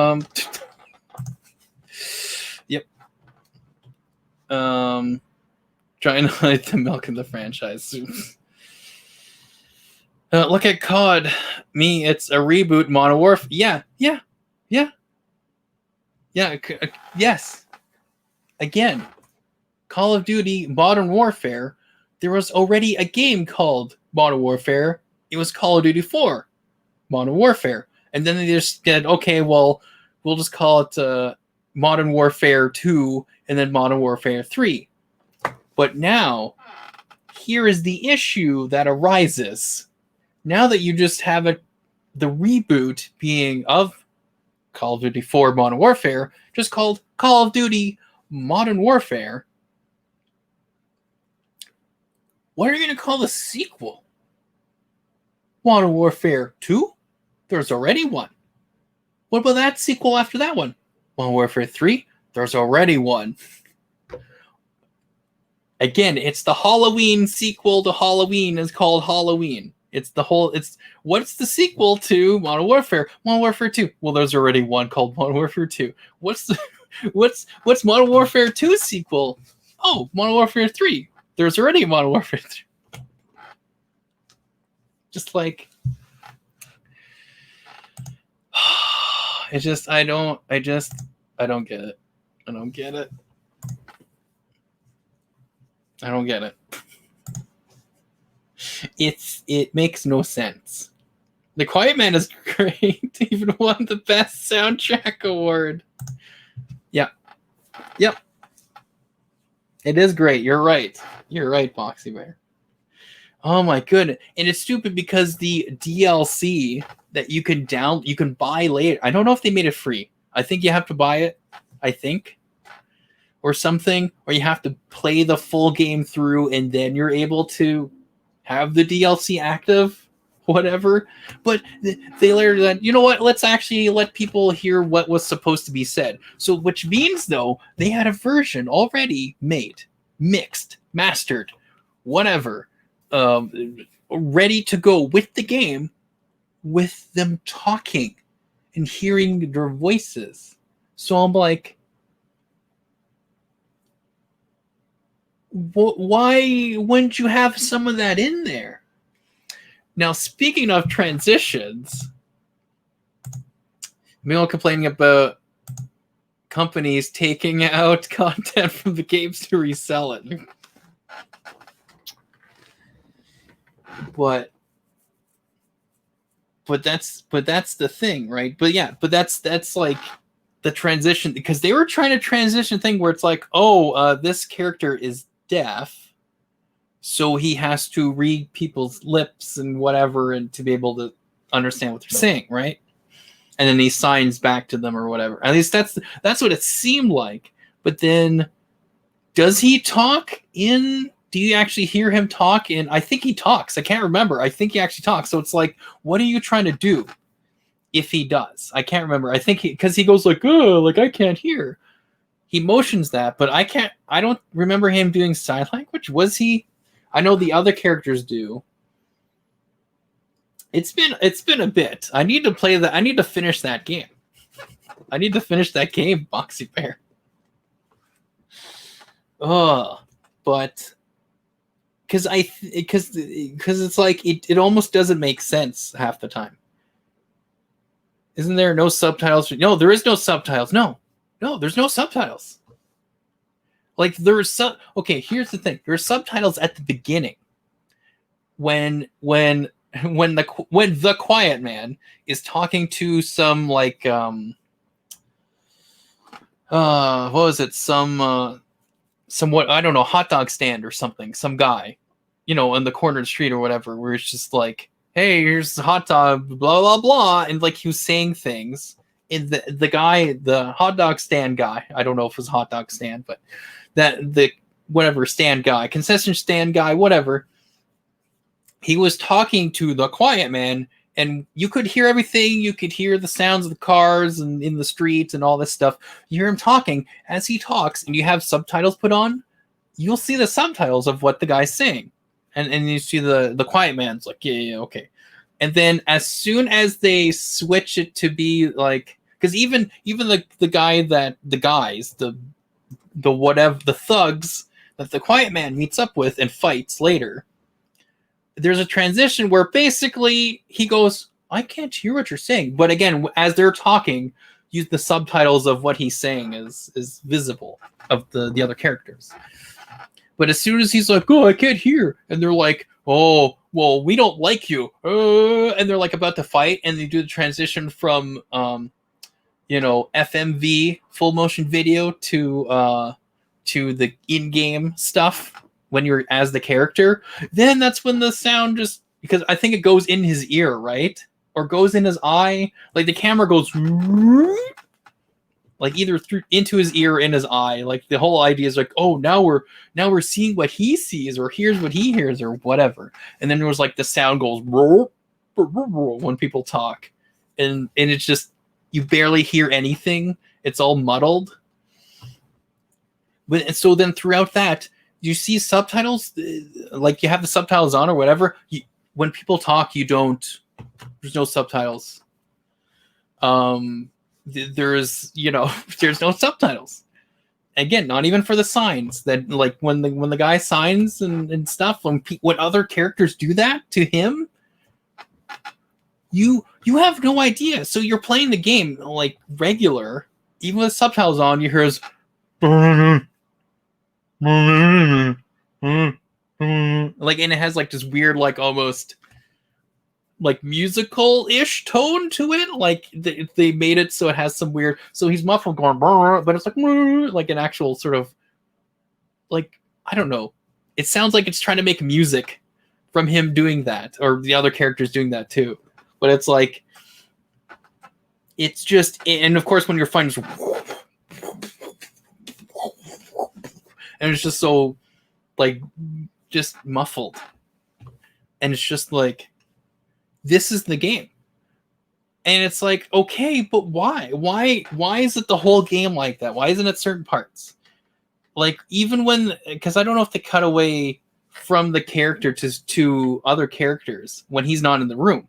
So then it's like, if you're showing other characters and aren't close by to the quiet man, why is there any sound? Or like, show that, like, oh, okay, we're more of like, oh, there'll be points where we're going to hear sound and some points when we're not. But no, the whole thing, just, But anyways.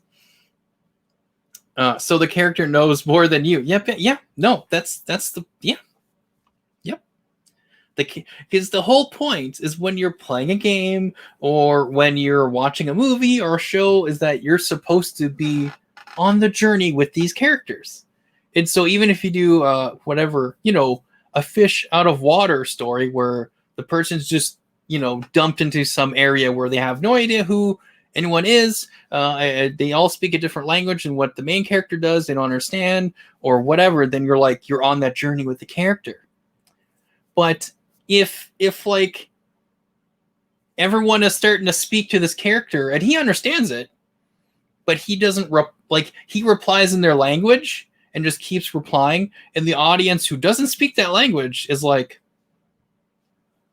what are they saying? Well, can something indicate? Can the character who is talking to them, the main character who speaks the language that I know, can they indicate at all what these characters are saying to them? It's just like, it's weird. Yeah, it's here. This is Buckster has this. Yeah, one of the basic laws of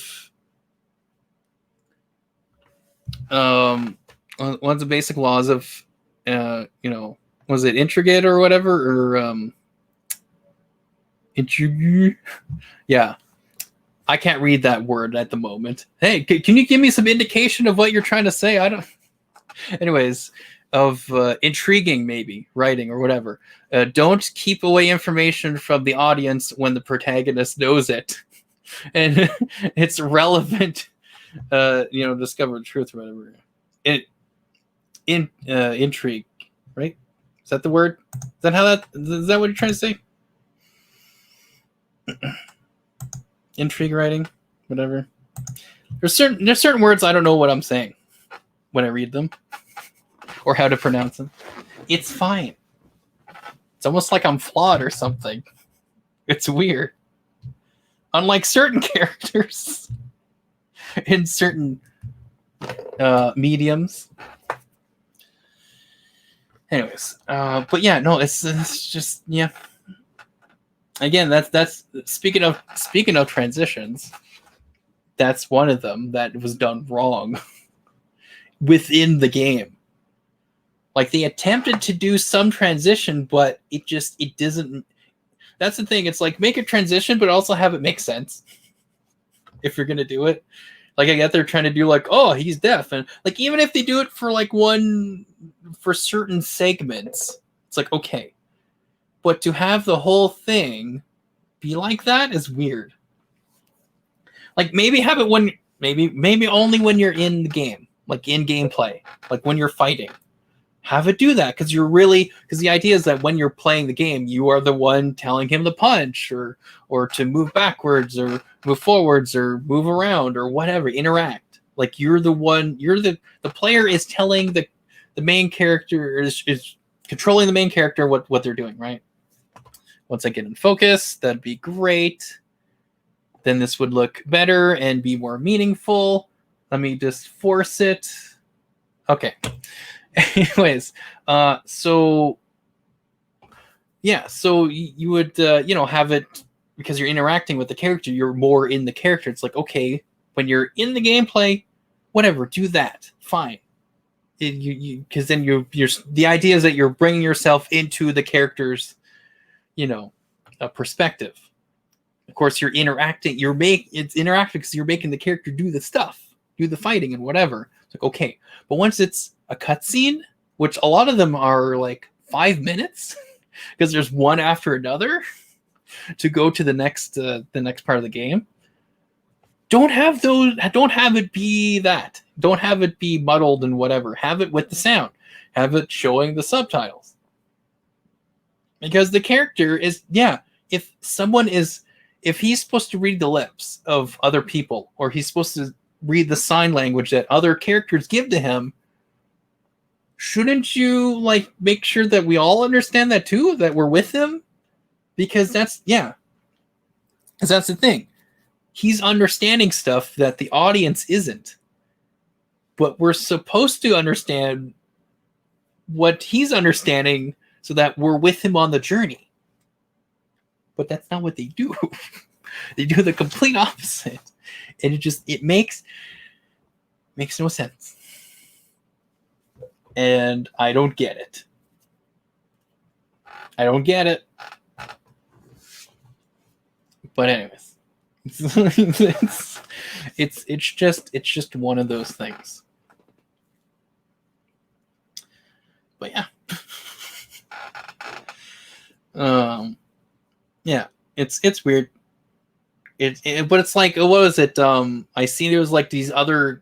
I was watching videos, of course, gaming videos of other people playing really bad games that have been put on PS4, and or that Sony is basically allowed to be put into their gaming console.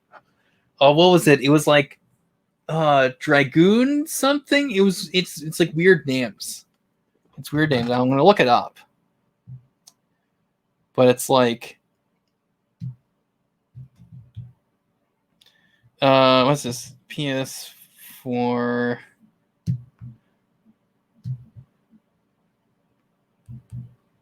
It was Dragooned. And it's like it's basically the same the same developer making these very, very just cheap, like poorly made games. And he made multiple of them, and they are put on PS4, but it looks like it was made in Unity, but not like Unity with good graphics. It's like not even, it's like something that was made in like 2005 or something, but like on like just very, I don't know. It's weird because it's like someone just made it, just randomly made in some random program.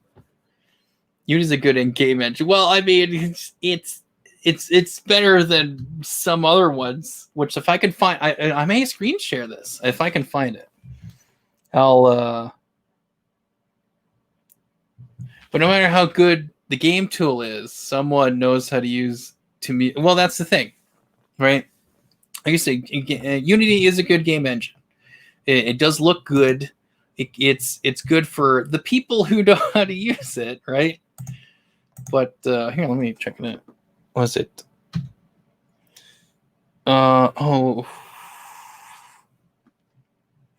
What's this? Whoops. Dragoon. And it's only on PS4, I'm pretty sure. Like this is like it's just a very bad game. And the fact that this is like allowed to be there is just, it's baffling to me. If I can find it here. Oh wait, is it no longer on there anymore? It's possible they got rid of it. Possibly. I could be wrong. Oh no, here it is. Here it is. It's just all right, like even this image, you'll see it. Even this image is just amazing. Here, I'm gonna do a little screen share here for you guys.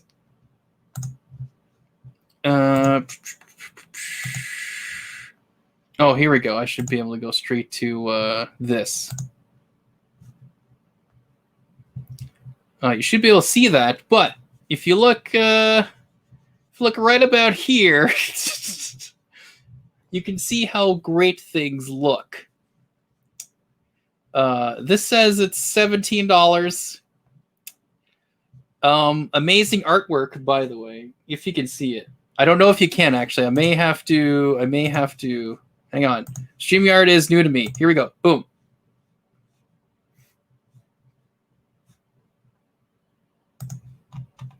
But anyways, here, look at this image right there. But if you look at that, I think that just tells you what you need to know of what it is. What if I... Okay, that's better. This makes you small. Makes it bigger. Doesn't that look great? Right there? Isn't this looks like a game that should be on a PS4 engine and utilize the PS4 to its fullest.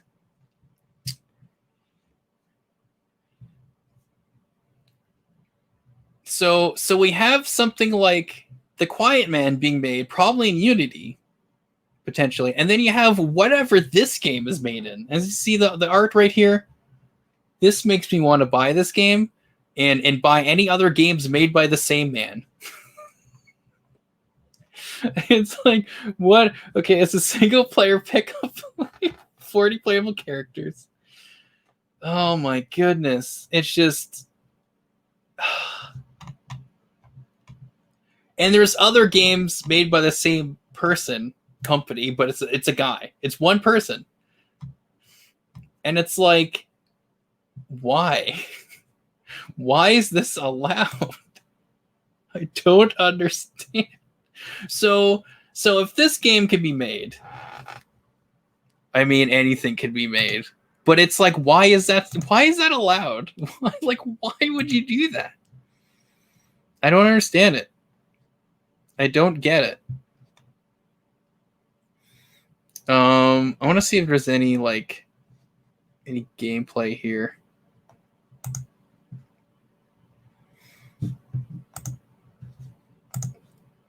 I'm looking somewhere else here to see if there's any some good video footage of this game. There's someone doing a review of it, but like, I'm gonna take off the sound because who wants sound, really? So someone is doing a review on this, but let me just stop this for a second, and let's switch this to this other screen here. Okay, wrong one. Good thing I made it so it doesn't actually go on right away, because I actually did something. I did a boo-boo, guys. Oh, where is it? Here it is. So this is Dragooned. Here. So this is a game on the PS4 that has been allowed to. Okay, this guy's reviewing, but it's a game that's been allowed to be published and put on PS4. Why? And there's, again, this guy made multiple other types of games like this, and it's just, what? What? I think this will actually go somewhat full screen. But oh yeah, that's full screen. All right. Anyways, like what? Like what? PS4. This is PS4. Like, if lose. But it's like, why? It's just weird that games like this are being made. You have the Quiet Man, you have that, and it's like, again, Square Enix was like the Quiet Man. Yep, that's a good game. We'll go with that. We'll leave Hitman 2. Why or the Hitman, like IO Interactive made all the Hitman games, which were good. People bought them, made a lot of money. You know, that's not really us. This Quiet Man thing though, this is a hit. This is gonna be it. This is gonna be our franchise. Okay. But anyways, yeah, it's just I don't get it. I don't get it. It's so weird. Just some people who are allowed to make games and are allowed to write them, and just like not like how could they not think of just simple things that you should be able to think of when you're either making a game or writing story for a game. If there's a campaign to it, if there's a story mode, and if it's from a franchise of games, multiple games have come before it, you're having the same characters be in these games, and the idea of the next game is to continue those stories. Why don't you just write it with how the characters were before, and then have them change slowly in your game?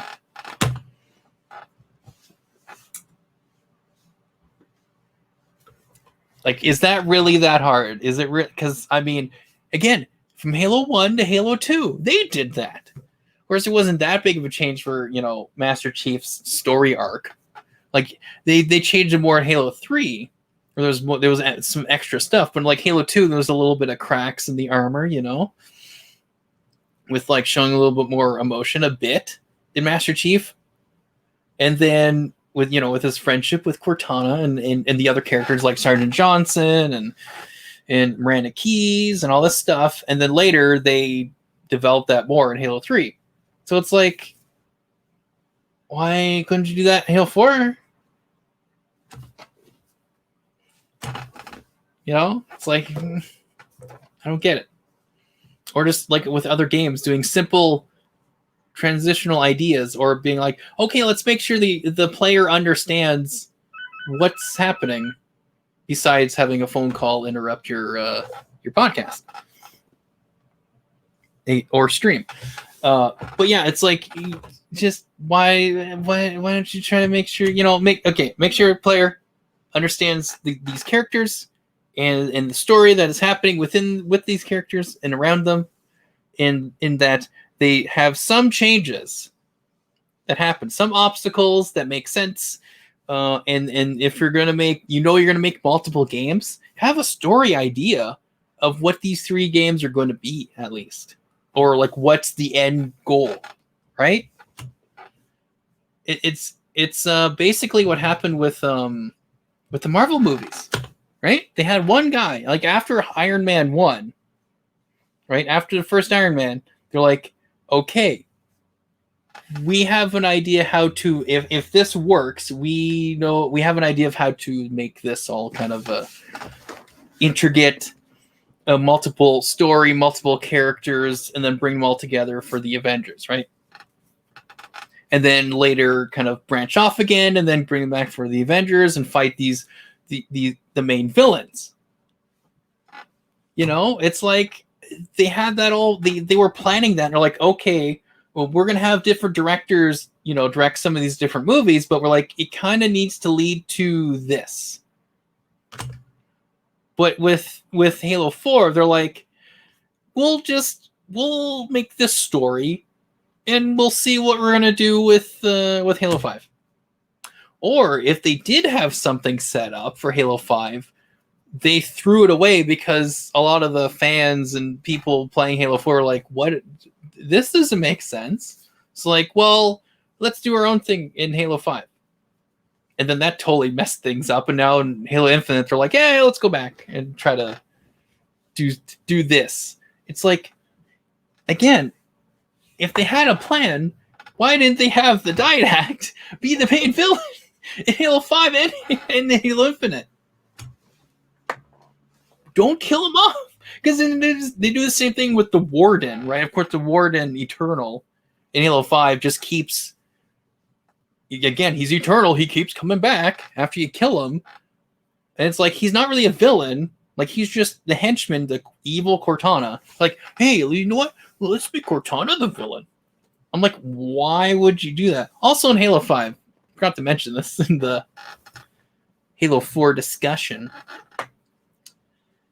Or new Halo games discussion. But anyways, is that in Halo 5, there's a scene in the beginning with Dr. Halsey walking around with her cut arm, I think, or no, with her arm uncut or something. Like it was fine or something.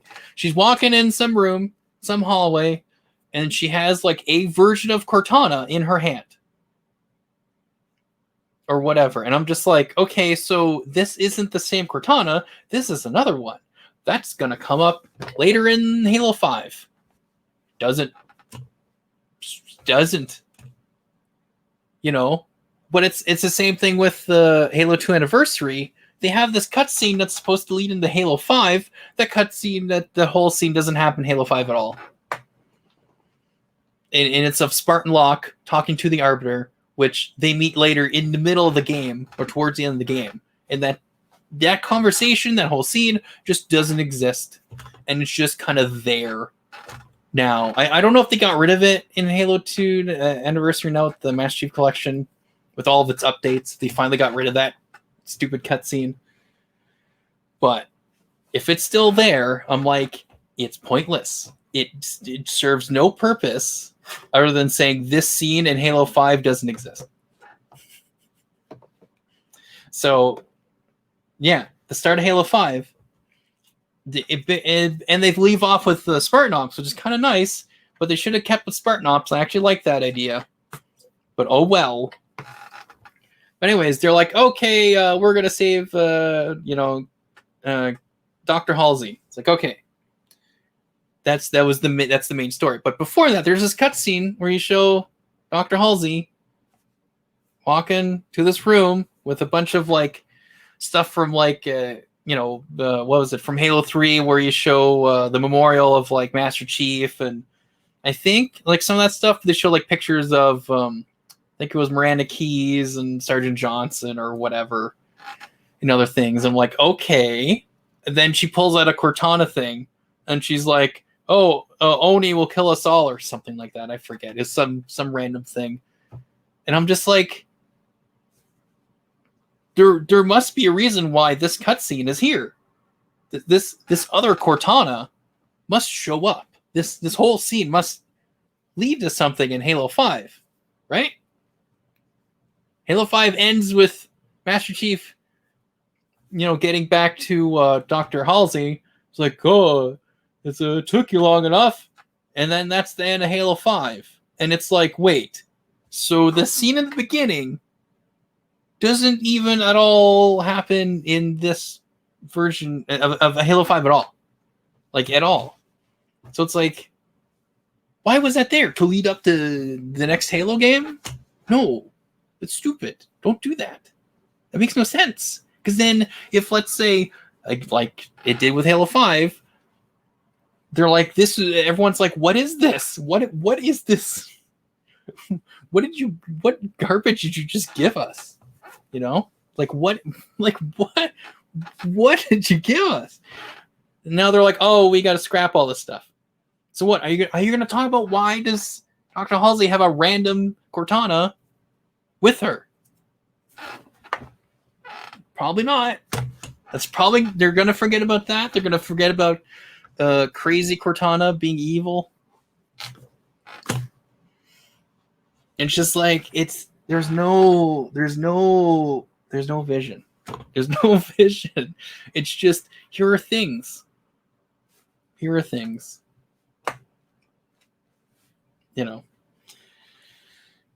Anyways. But yeah. I think so that'll be added on to the Halo my What's with Halo 4 discussion, talking about how things that happened in Halo 4 sort of just started this whole string of what are we doing? What's going on? What is Halo now? So we'll see Halo Infinite, but I just from the track record, I mean, I know that they fired a bunch of people from after Halo 5, like the writer is no longer the writer. They have now, I think his name is Brian Reed, if I recall. But anyways, he's not writing that anymore. They have other people now. I'm just like, and I also heard that they have one of the original people who created and worked on the original Halo games from original Bungie, Joseph Staten. He is actually now helping out with Halo Infinite and making sure that gets done well.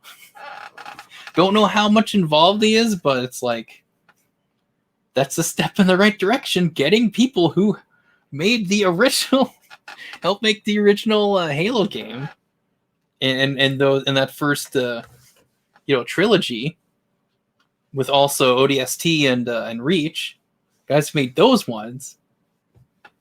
Why don't you get them to help you make these games? Like I get the whole thing where they're like, oh well, Bungie's going over here.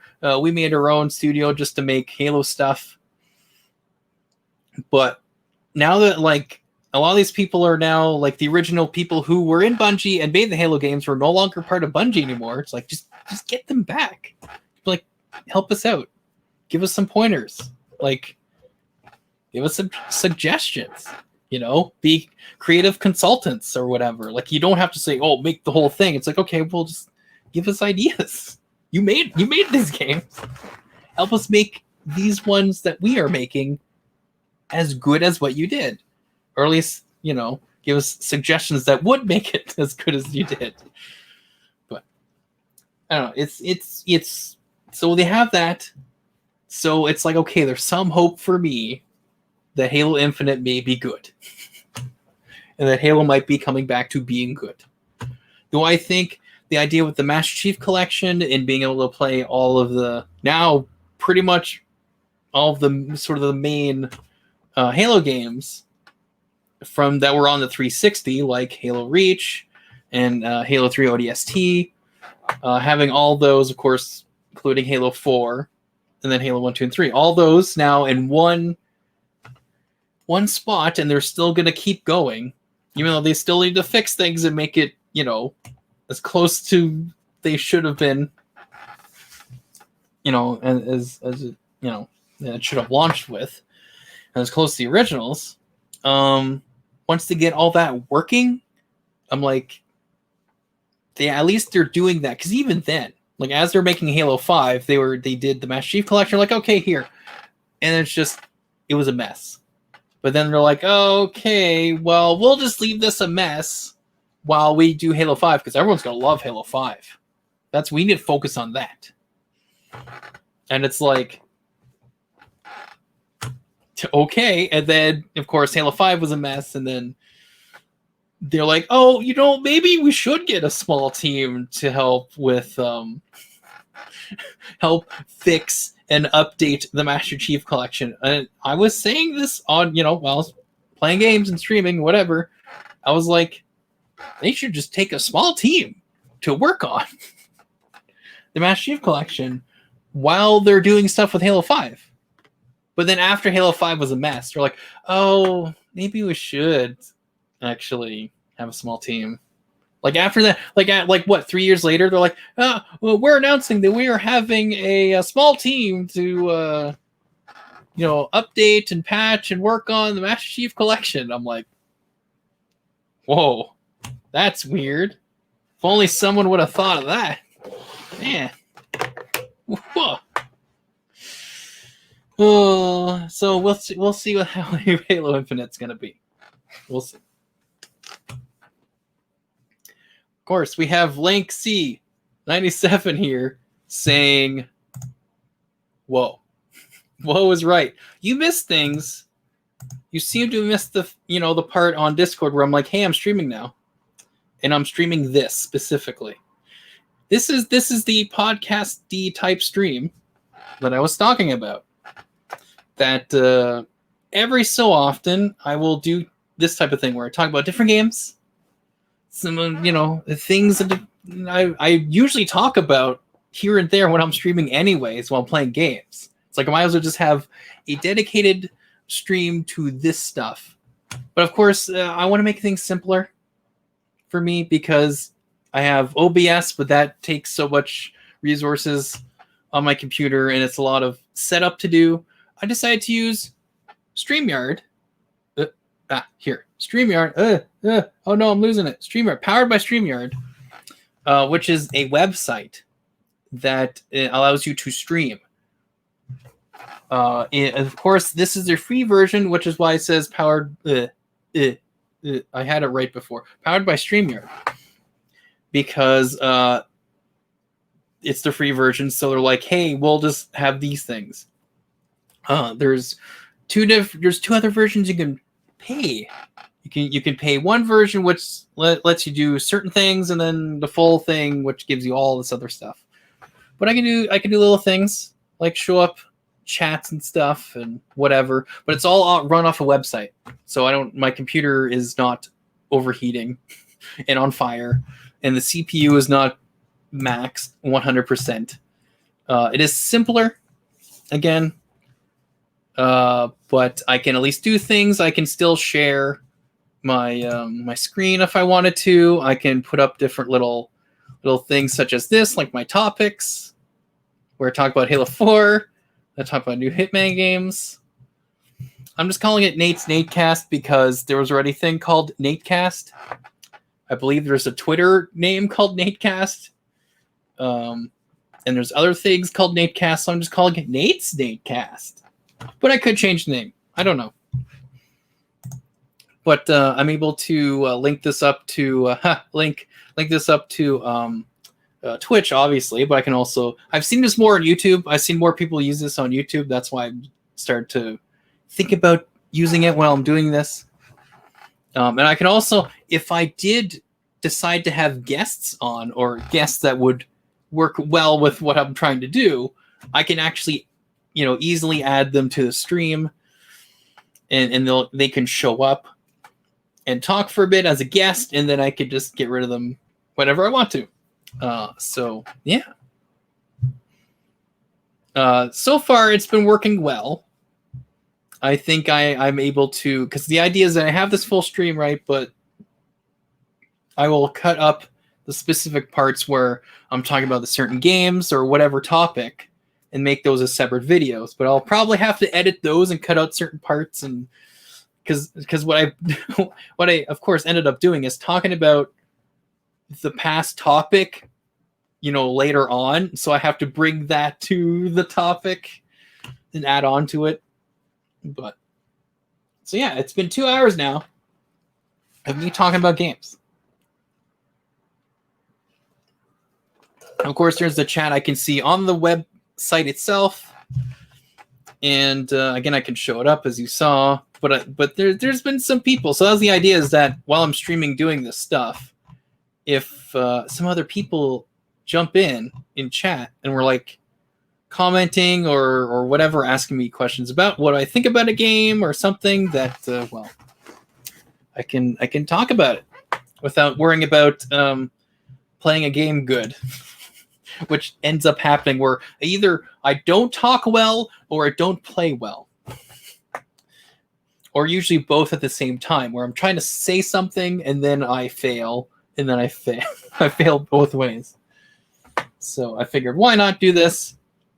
Again, there's no copyrighted material. I mean, I may put in the edited parts if I'm talking about a certain cutscene or a certain part of the game to, put it together with it.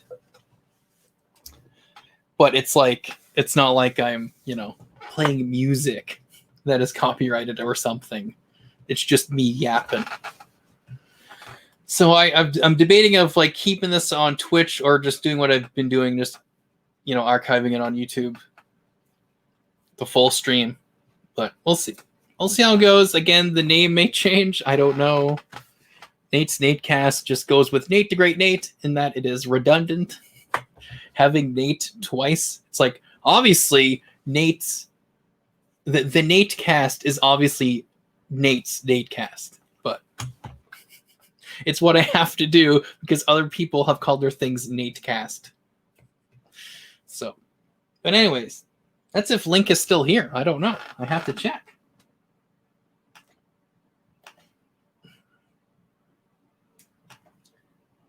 And I have to assume that Jay's still here too. Or is it NecoKate as Jay? I don't know. That's I don't know what's going on. But anyways, also I can stream my face cam in HD. Basic HD, which is fine, but still it's something I can't do while I'm streaming my games. So technically I could screen share my game if I wanted to. It'd be easier to do if I was if I had it on my other computer where I had the 2 monitors set up, or if I could just temporarily have my TV as another monitor for this, and I could technically just end up playing games like this on here, and then but I like to have my certain specific transitions and stuff. But yeah, so you can look back at this if you want later and see how my full stream went, how it all started, how it worked, and my topics I talked about. But again, I'll probably just at some point cut this up and maybe do some editing with it, and then release it on Twitch first, and then I'll put it on YouTube later, and then see how it works. But it's something I'd like to keep doing. So that's why if we were doing StreamYard, though, StreamYard, because I'm using the free version, the free, whatever, tier on the site, I can only stream 20 hours per month. She still can't find her. Okay, well, so Jay is Kate. All right. But anyways, so it's been 2 hours now, so that's 2 hours off the 20 that I can stream. But if I only do these like once a week or even twice a week, it should be fine. I should be okay with the whole limit because it resets each month.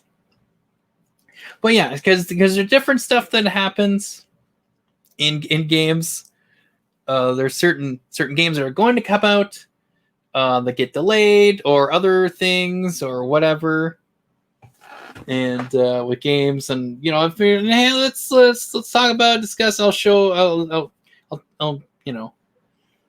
let you know what I think about things, and then with the chat here, we can talk about it and bring stuff up and just hang out. It's a bit more chill, but when I talk about what my thoughts are about something, I'm like, I'm gonna talk about my thoughts, and then later I'll go, okay, what do you guys think? What are your ideas? But or if I see there's a comment that actually does talk about a bit of what I'm attempting to talk about, I'll bring it up. But mostly I'll just say my thing, say my piece, and then just see what everyone else thinks. But yeah.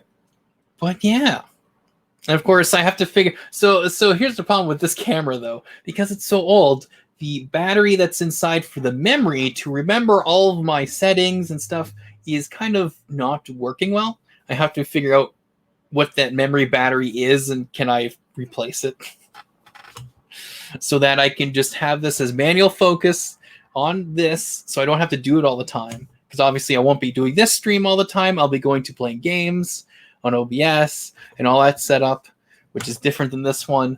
So, but yeah, so I don't know what I'll be doing tomorrow for streaming. Probably not, because I'll be pretty busy tomorrow. We'll see. Friday I might be able to, but then Friday I'm playing Halo 4 with JD, which is also what brought up Halo 4 for me to talk about as my first topic, because I've been playing Halo 4 with JD, and it's just like all these stuff have been brought back of like, oh yeah, this doesn't make sense, this is kind of dumb, why did they do this, why did they just do these things? But anyways, I don't know what I'm going to do to end this, but because there's a countdown timer, so I'll just might do a countdown timer to the end. It's a 30-second one that comes with the free portion of the website for streaming of StreamYard, because this is, as we all know, is a StreamYard live StreamYard with live yard stream. Just in case you didn't know, this is StreamYard. So yeah, it's free to make an account. By making an account, you're able to link it to, again, either Twitch or YouTube, but also Facebook, I'm pretty sure, and then some other, I think, like Periscope, but Periscope is apparently going away, so that's gonna not work. But I don't know if Instagram, if you can do this with Instagram, I don't know. I have no idea. But at least Facebook, YouTube, and Twitch, you can use StreamYard. But yeah, it has its own default, overlays like this, and then the powered by StreamYard will always be there because it's free, because it's the free version. But it has like a background if I wanted to have that, which I could end it with that. Or I can end it with the countdown that it gives me. I also could change this to other things. Whoa! And it covers the StreamYard overlay. That's good. I like that. N8Cast, but I think this is better. It's minimal, but it's there. But yeah. Did someone work on your armor, Master Chief? It looks different compared to Halo 3.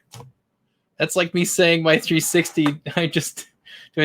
I did some work and it's coming out like an Xbox Series, Xbox X or S. Yeah.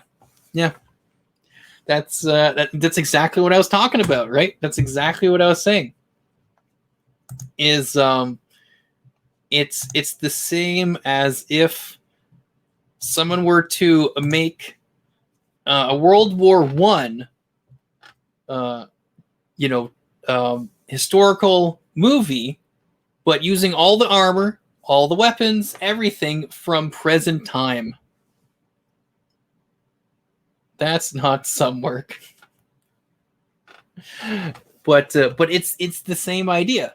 It's like, no, that doesn't make any sense. That's not what if you're trying to, it's like, oh, this is historically accurate, so I'm going to bring in all this armor and weapons and tanks and vehicles, drones, all this stuff from present day. And like, that doesn't make any sense. That's no. Why would you call it World War I movie? Like, why would you say this is a World War I story when it's not? It's the same thing. You're like, because again, in Halo 4 at the beginning, there's this cutscene where it's like, hey, let's talk. This is the past. This is what Spartans were, before, and blah blah blah. And it's all of the Master Chief's new armor. They all have it. And even Master Chief has his new armor when he's first meeting or putting Cortana in his helmet or whatever. Like they show this as a flashback, and I'm like, no, that's not the past. And like even the all the ships, all the elites, like they're all the new ones. They're all the new. It's all the new one. There's all the new armor. And it's like, it makes no sense. Why would you show that as the past? You're confusing people who Halo 4 is their first Halo game. And they go, oh, well, all their armor's like that. And then they go and play Halo Reach. You're like, wait a second, why is their armor not looking like in Halo 4? This is the past, right? Why isn't it the same? Because that's not what it was. Anyway, so I said all that stuff earlier. But anyways, F in chat. Yeah, press F in chat. Yeah, basically. Anyways, but yeah, so I think I'm all talked out. Now 2 hours of just yapping. It's like, my goodness. And you missed it, Link. You missed it. This is what happens when you miss things. Exactly. Okay, you triggered him. Yes, you triggered. As soon as you say Halo 4, like, but it's like it's that armor. It's like that armor. The fact that they changed it again. I said all this, but transition. Have the same armor from Halo 3. Have the ship look the same. Have basically it be the same as Halo 3. And then once you introduce the new, like the planet, the Requiem, that's when things start to change. But once you're on the planet, everything's different. Music's different. I was playing Apex a bunch. Oh, okay. Whatever. Excuses. Anyways, I'll just re-say what I said, I guess. Basically, have the same armor that Master Chief had in Halo 3. Have the ship be the same. Let's talk about Halo 5 being the best Halo 5 had. I already talked about Halo 5. I already did this. All that nonsense, that garbage of Halo 5. And how I'm like, I really hope Halo Infinite's good. Because I don't know. But yeah, so it's like, just have, when Master Chief goes to the Infinity, give him new armor. Whoa. He was playing Apex, like, okay. But you should have been watching the stream too. I'm just saying. Best Halo game.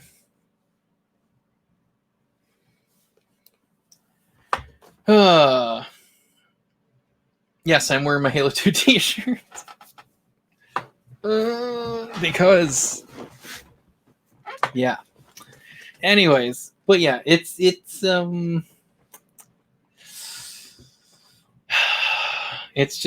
simple.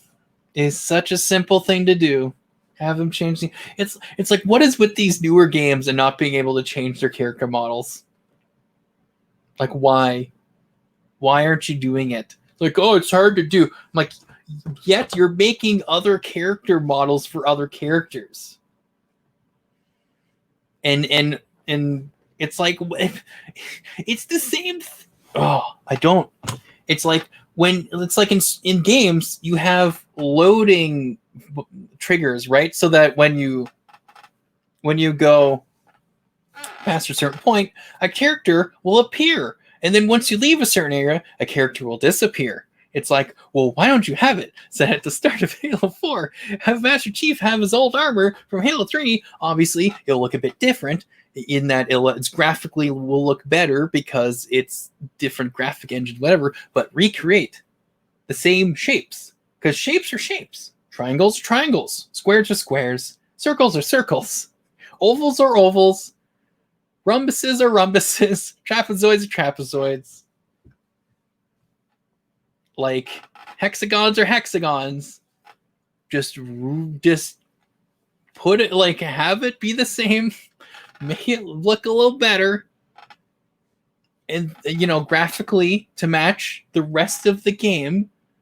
But have that same model. Carry it out to when you get to the Infinity. And then during the cutscene, you don't even have to do it in like while you're playing, in mid gameplay. It's during a cutscene. Have it cut away or whatever, and then be like, showing Master Chief putting on new armor. And then you don't even have to use that model anymore. That model's gone. You don't need to use it. It's gone. Don't need to bring it back. Now you have Master Chief's new armor.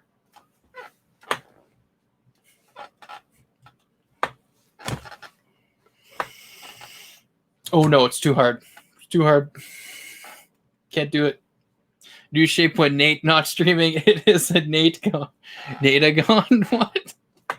Oh, it's a Nate. Yeah, it was a new shape. Natagon. Aha. But oh, why do we need Link? He's the weakest Link. Oh.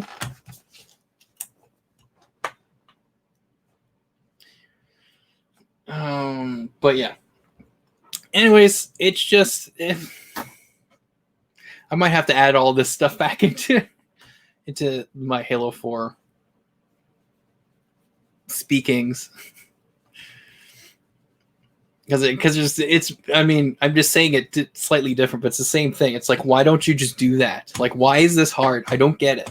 Why is it hard to get? Because Hitman, you know, I was talking about that earlier, does the same thing from Hitman 2016, Hitman 2, and now Hitman 3. They in the newer games they changed the model of Agent 47. How he looks, his suit, all that stuff. But anything that is in the past, like to bring flashbacks of stuff from something, of like, you know, because there's a prologue in Hitman 2016, they bring it in Hitman 2. They changed the character model of Hitman 2, of Agent 47 in Hitman 2, and they put that also in Hitman 2016 when you're able to play it in Hitman 2, but it doesn't make sense and match. It doesn't match the cutscenes either, but it doesn't make sense when in the prologue he's younger. It's in the past, but in the present he's older because it's years later. Why don't you change the model to match the age? Why keep the same one? And it's the same thing with Hitman 3. I've seen comparisons because people have gotten early access and they're just replaying the same missions from Hitman 1 and 2 and Hitman 3. And they just changed the model again. And they're like, okay, well, we'll just completely transport that all the way through from Hitman 2016 to Hitman 2. But if he's in the past, wouldn't he be younger? And when he's in present years later, he'd be older. Why is it so hard to not change the model for 2 missions? Or just that prologue? And then the rest is like... I don't get it. Why is that hard? Why is that so hard?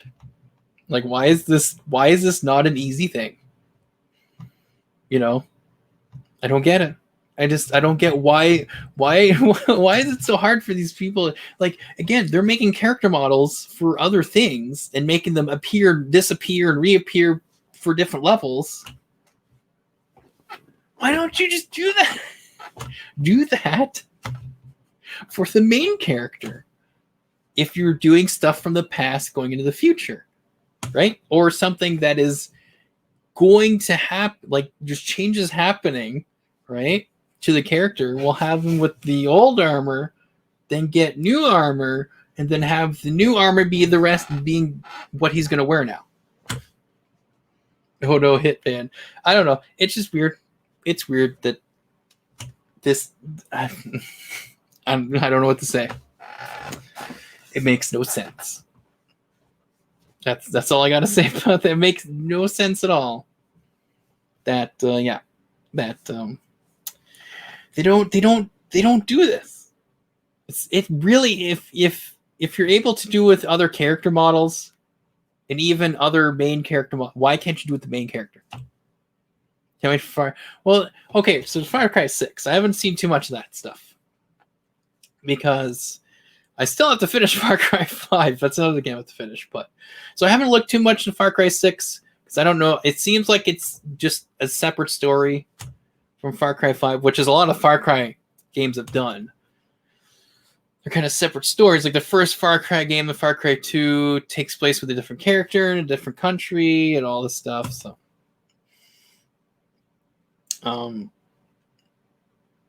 I haven't really looked into Far Cry 5 because I'm like, I don't think I'll buy it. To be honest, I never played Far Cry 1, 2, or what was that? Blood Dragon? Oh, you mean yeah, is that Blood Dragon? Oh yeah, right. Right, Far Cry 3 Blood Dragon. Right. Yes, which I do have. That's why I'm like, I'm pretty sure that's Far Cry 3 Blood Dragon. Because there's Far Cry 3. And there's Far Cry 3 Blood Dragon, which is too short, I think. I wish that game was longer. But anyways. That one I'll probably have to play, but I may have to skip certain like cutscenes and stuff because it's you're not safe for stream. Let's say I would not like streaming that. I played 3, 4, 5, and beat all 3. I enjoyed it. Yeah. I didn't beat all 3. I didn't play all 3. I still have it. I think. I'm pretty sure I have it. It was Far Cry. Yeah, Far Cry 4. I don't think I have Far Cry 3 anymore. I think Far Cry 4. I think I have because of a game share, but I do have Far Cry 5, which, yeah, that was. I'm pretty sure. Let me think. I think that was David Boone 93 that gave me money so that I could buy that game, and also Wildlands. That's another game I have to finish. But yeah, Cyberpunk is not safe to stream. Yeah, I saw that. Yeah, so I saw that. I've seen some of the people do it. I'm like, I don't like. It would be. I would have to stream certain sections, or I would just have to completely black out the screen and just not have it show up on stream, basically. So that, you know, that's what happened with Red Dead Redemption 2. There were certain scenes that I knew, like, oh, something is not going to be streaming friendly. Not just that, but Twitch friendly or YouTube friendly. Even though some people have been able to stream it and post it on YouTube, but I'm just like, okay, but then that's the thing, because then other things aren't allowed to be on there. But I'm like, yet if the game does it, it's fine. I'm like, no, it's not fine either way. But yeah. Anyways, so it's like, that's where I'm like, I would like to buy Cyberpunk just because of how bad it is on, you know, on Xbox One and PS4. It's just how it's like, what I think on PS4 you can't even buy it anymore. Yeah, they're gonna wait until it's fixed. That was another thing. I might talk about that game on the next one, or other games that have failed. But anyways, because I'm tired right now, it's 10:48 p.m. Eastern time, and I've been talking for 2 hours and 30 some minutes. So yeah. Yeah, the N-word while I was... Oh, Lenny called himself the N-word on stream, and I was like, whoa, Lenny, no need. Yeah, that's... yeah. It's like, hey, it's in the game, but I just... Well, that's the thing, because they're like, oh, you can't... when you're streaming, you can't say this thing, you can't do this, blah, blah, blah. But then the game is like, it's in the game. Sometimes when you don't know, it just randomly happens. They're like, whoa, I didn't know this was happening. And you're playing a game expecting it to be a certain way, and then all of a sudden it goes, bleh, and you're like, okay. And then they're like, oh, we're gonna ban you. And then, well, a lot of times they don't. That's the thing. It's just like, I'm streaming this game. They're like, but then sometimes they do. Like it's. So I'm like, you know what? Yeah, it's like he said it, not me. That's why I'm just like, you know what? I'm just.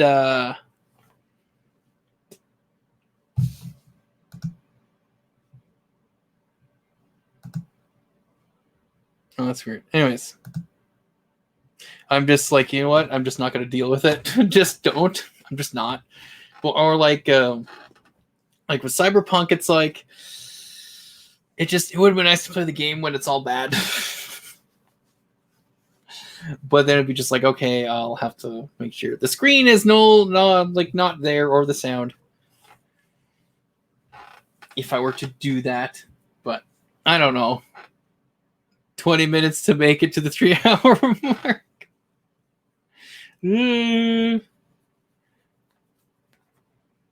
No, I want to be able to stream using this. This is actually simpler.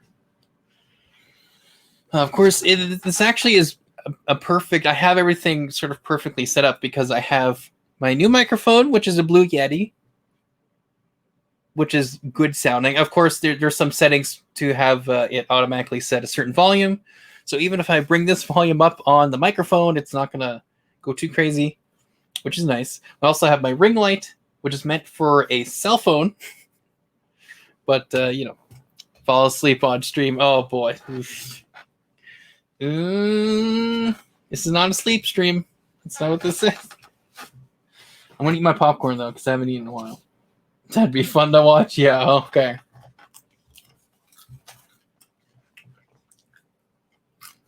Yeah, just see me drool, go, and just go, poop.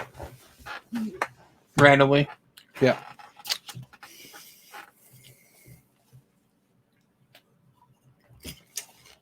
Well, anyways, I think I'm pretty much done. Again, I don't know how to end this. I may just put the 30-second countdown to the end, because there's a 30-second countdown to have it start. But I'm like, you know what? I'll just use that as like I'm ending now. Bye. Because again, there's a free version, so I can't put all my other clips and stuff. But it's okay. ASMR stream. Ugh.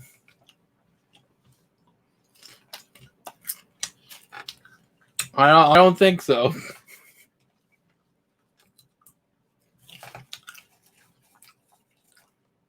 Though apparently that popcorn crunch sounds so good. But apparently when I'm like fighting bad guys and shooting things, Jay says that's ASMR to help her sleep. Just like it's like, okay, sure, I guess.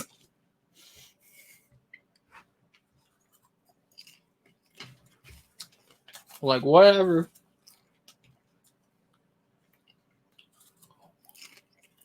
Though my Bluetooth earpiece is starting to die because it's almost 3 hours. And around that time, it goes a little bloop. And it does it like every like 10 seconds or so, or 30 seconds or something, until it dies completely. Your voice is soft, so I pass out. I don't know about that. I don't know about that.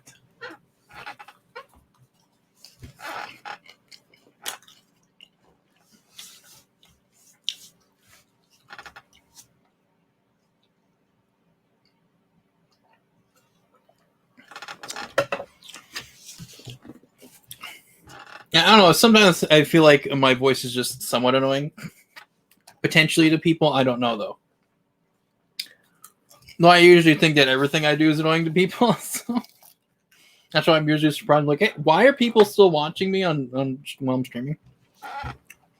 It's like, especially when I'm playing, because I've had people, like friends of mine, that don't watch either me or like other streams because they're like, oh, well, they're playing a game I've already played, so I don't see any point in watching it. I'm like, okay, cool, thanks. No.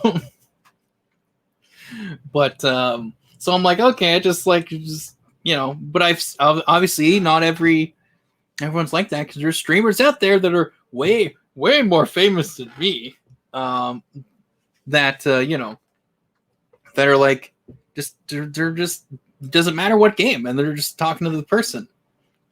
So that's why I'm like, well, and I do have some people, like there's Mike from Canada pops in here and there. There's David Boo 93, and then there's Danny Garza, and like Kano 72 pops in here there, who've been around almost for the 6 years. Danny's been around for almost the 6 years. Well, like said other streams, like it was his uncle, but then is now him using that account. But still, it's like he's been pretty much there. And there's other people who've been there for at least 4 years, 5 years, and then they still come back, even though they don't show up all the time. They'll come back. But of course, you guys are, well, there's Link that used to had been in my stream a couple of times, like a couple of years ago or whatever. I think I was playing Fallout 4 mods and stuff.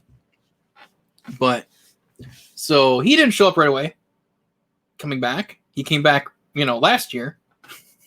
But now it's like, and of course, there was, well, she was Melee Bar, but it was Jay, with Link coming into my streams and talking, and then they came back now last year, and then of course now there's Neko Kate here, so it's like, okay. But now you guys are consistently showing up, which I'm like, why haven't you left yet? Isn't it your time to leave and come back in like 3 years?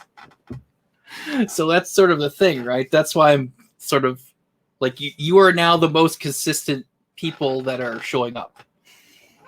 Because the odd time Mike shows up, the odd time David will show up, the odd time, well, Danny's busy, I understand. And I mean, he gifted so many subs, and he's donated like $100 to me, and he's, so he's been, it's okay if he doesn't show up all the time, because when he does show up, he makes it worth it. He's like, all right, I've been here a while. Here's a bunch of money, which does help me out with things.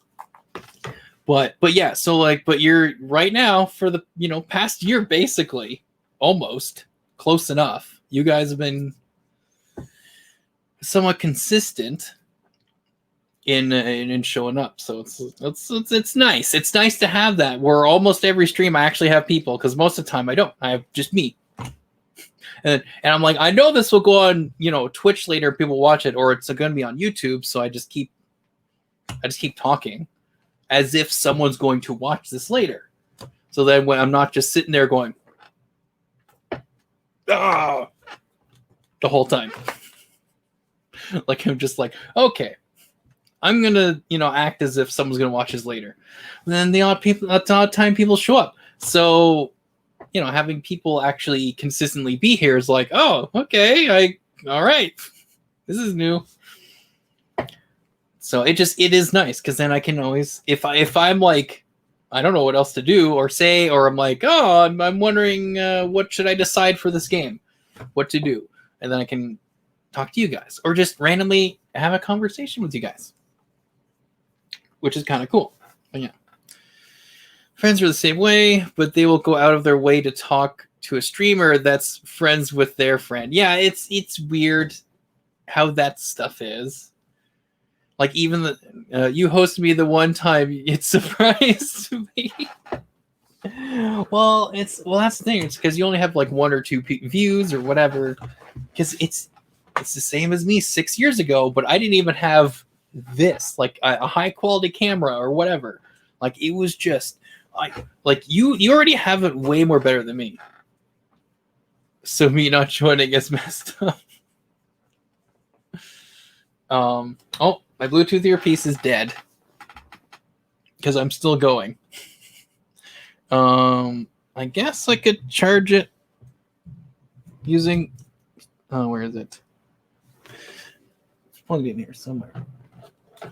Anyway, so I can't hear the stream, but that's okay. Apparently, it's fine. It's been fine for 2 hours, so.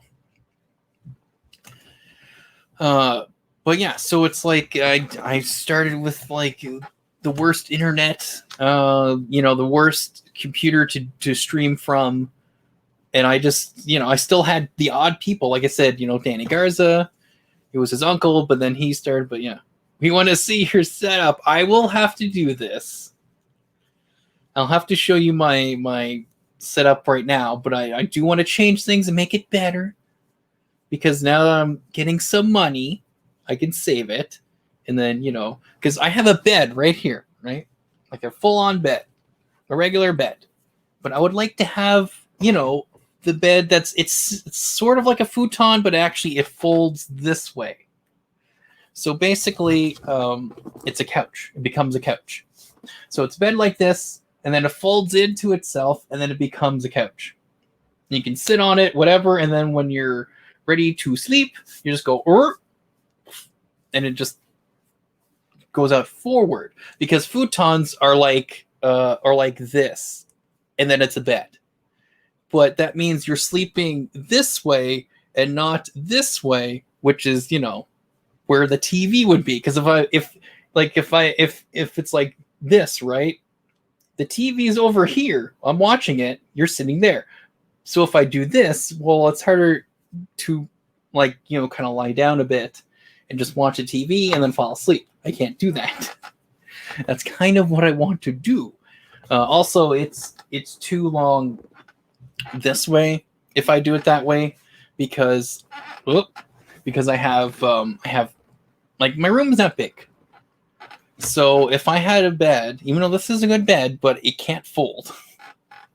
So if I had a bed that's like, even if the mattress isn't as good or the cushion, whatever, as long as I can sleep on it, I don't care, honestly, because I would rather being able to have a bed that folds into a couch and I can just sit on, because that means I can have the stream when I'm playing games and I'm streaming. I just take the camera with me to be down where the couch bed is when I'm sitting on it, and I can actually just, instead of looking at my TV this way, I can actually face it straight on and sit down and kind of lay a bit if I wanted to. Because right now I'm on this chair and it's like, it's okay, but it's not as comfortable as it would be if I'm sitting on a couch. And then I don't have to, like, because I basically sit on my chair all day. And I would like to be able to, go on the couch every so often and change positions. So when I'm working, if I'm editing or whatever, I sit in this chair and then I edit on the computer here or here, depending whichever is better. But then when I'm gaming or watching something or whatever, then I just sit on the couch.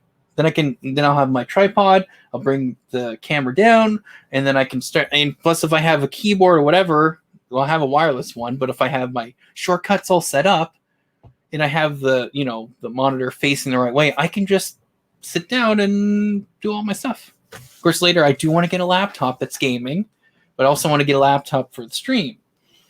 But that'll all come later, probably next year. But that's sort of the idea. So right now, I kind of wanted to wait a bit to do the reveal, but I guess I could show you guys, maybe in the next stream, whenever I do this.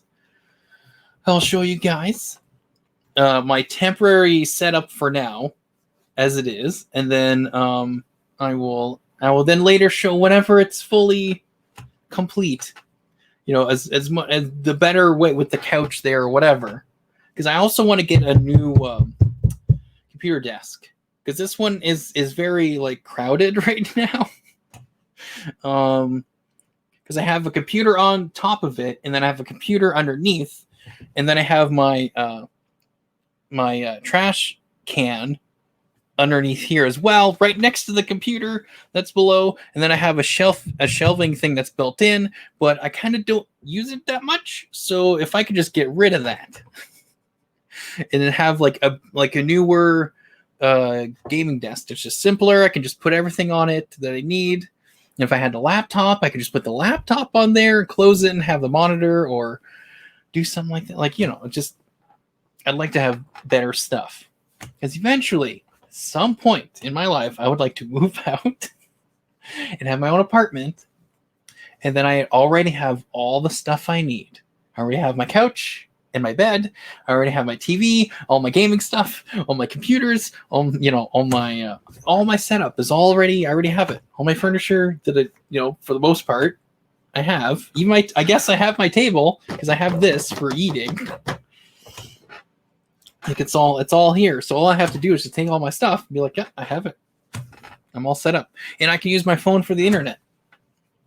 Because as I found out, I can actually USB tether or Wi-Fi hotspot, both my computer and Wi-Fi, my whatever, Xbox, whatever it is for gaming. And I can just do that for my streams. I can use my phone. Which means that obviously if I leave with the phone, then there's no internet in the apartment or where I'm living, but oh well.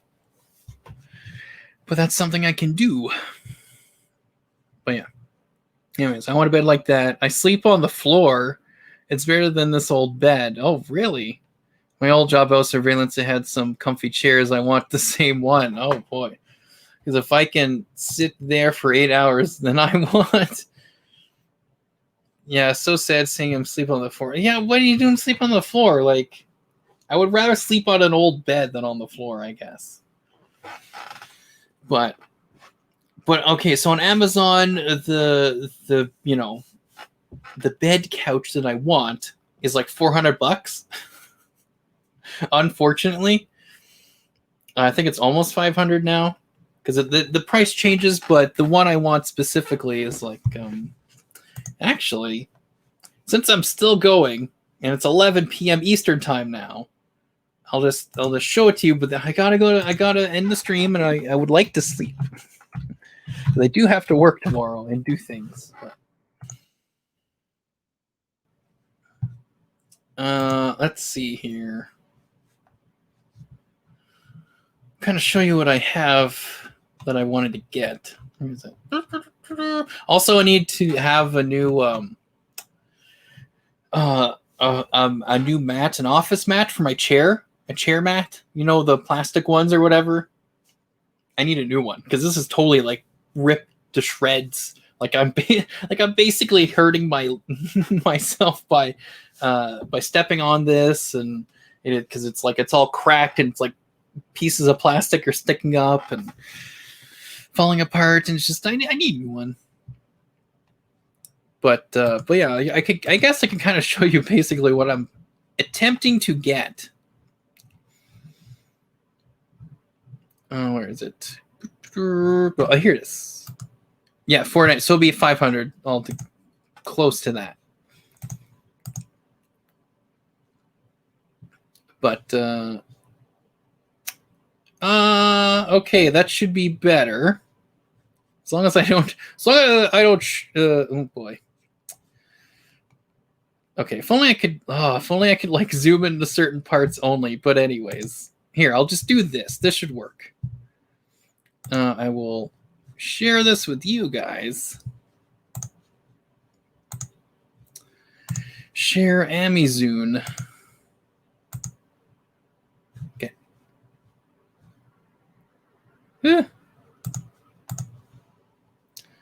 Here we go.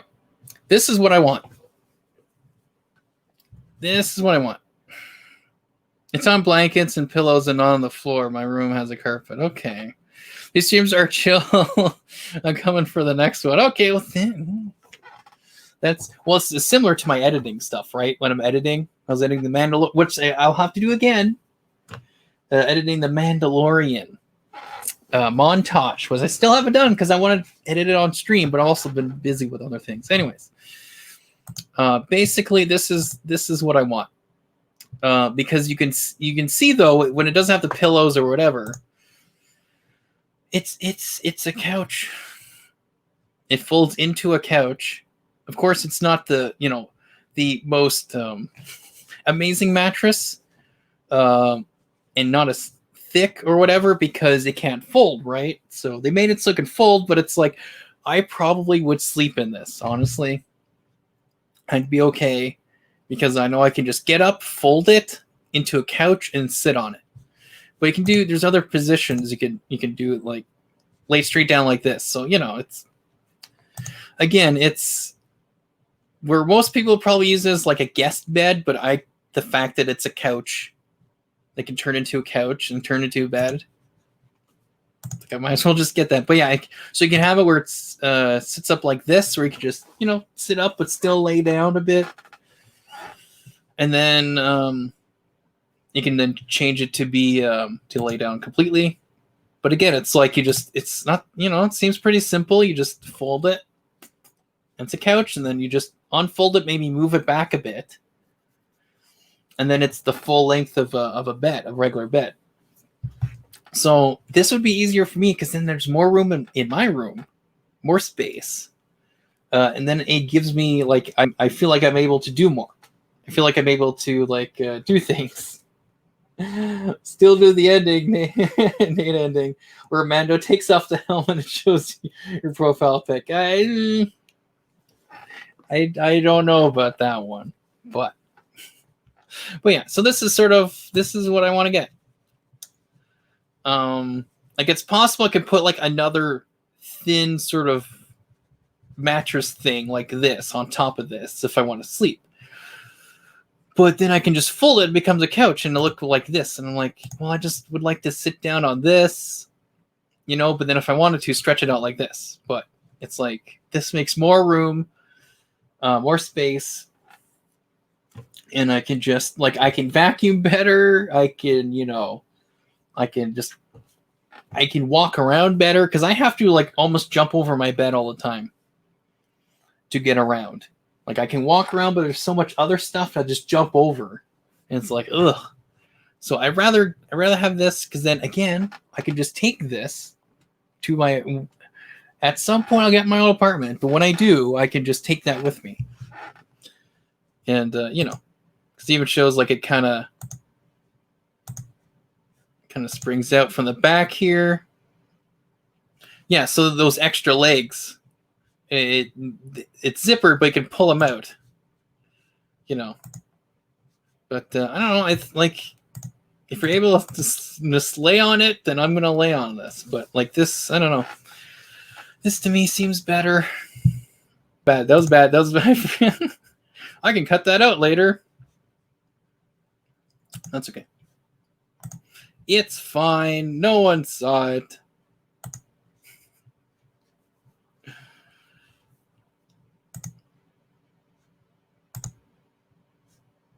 But let me switch to the other one here. Oh yeah, I have to do this. It's showing. I forgot to switch to the right one. Whoops. Whoops. So let's stop sharing that one. I'm slowly learning this. It's fine. Where is it? Aha. Right? Yes. There we go. Would be a nice chat stream with us, but would non-stop giggling. Yeah, well, that's why I'm like, I'll have to see what specific guests I would like on, because this isn't hard to do. Like, again, it's all on the website. Like, I can just give you the link and you can just join in. But anyways, but yeah, so this is what I want. You know, it's just it's a chairman. Yeah, it's like, I just need a new one because mine is just not good. Mine's just not good.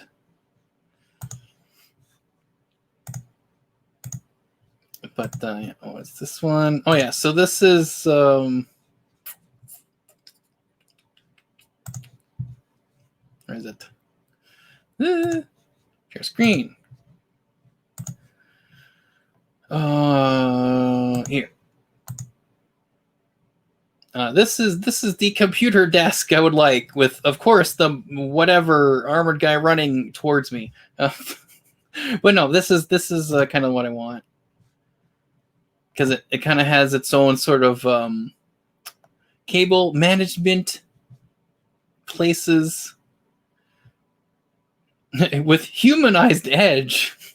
Some of these descriptions are just interesting, but yeah, that's kind of what I want. It's actually longer than my a bit longer than my computer desk right now, but it actually will work to still be enough for me. But then, because right now I can't actually, like, even if I move my table here, it's hard for me to, again, fully. Let me just wait for this phone to stop ringing. Anyways, to fully, like, because my computer's here, I can't just sit straight, even now, to just sit at it. I have to be like this. Like, I would have to, like, really position myself. And it's a lot harder. Oh yeah, I think I'm not showing the screen, am I? I forgot. That's fine. Anyways, here it is. I forgot, because I have it so it doesn't automatically show it. But anyways, this is it. Again, with these with Batman coming out of the screen. This is what I want with a desk. You know, comes with a laptop and a PlayStation Vita and all that stuff, PSP, whatever. Anyways, but yeah, this is what I'm saying. But anyways, because it has, yeah, again, cable management, has its own places there, humanized edge design. I don't want to hear me. Well, you know. But yeah, so it's basically, yeah, that's what I want. Like, it's thick, whatever. And again, this is ergonomic design, but again, it's long enough that it's, you know, it would work, because it's like, I can't right now, again, mainly because my bed is here and just not enough space. If I can fold this into a couch, then I can actually just sit straight on the computer whenever I'm just on it like this. Because again, I have to sit sideways for basically everything. So,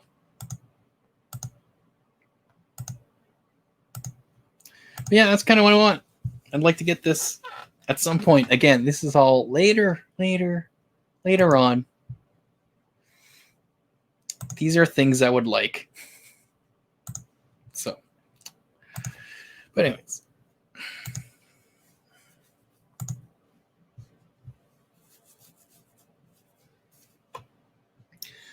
But yeah, so that's sort of the main stuff I kind of would like to have.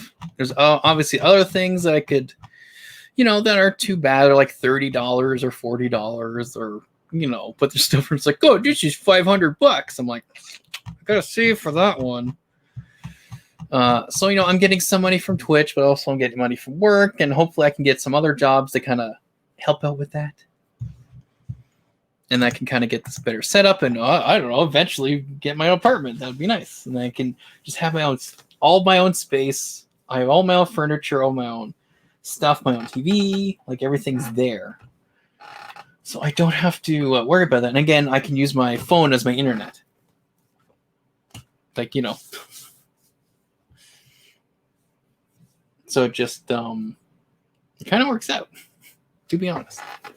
If I had everything, if I was able to get enough money to consistently to keep an apartment, so that's the problem. I don't have it consistent enough because I can save enough money for like a few months or whatever, but then it's like I don't have the job to keep that up.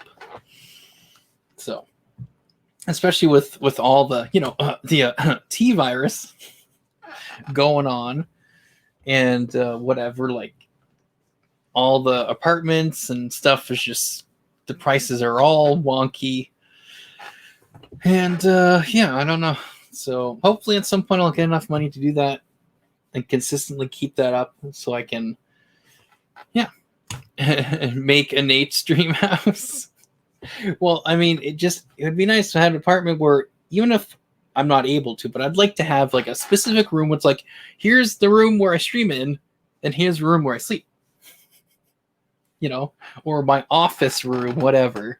And then here's the room I sleep, which will probably be the living room because it'll just be me. But because it'll be the couch bed, right? But that would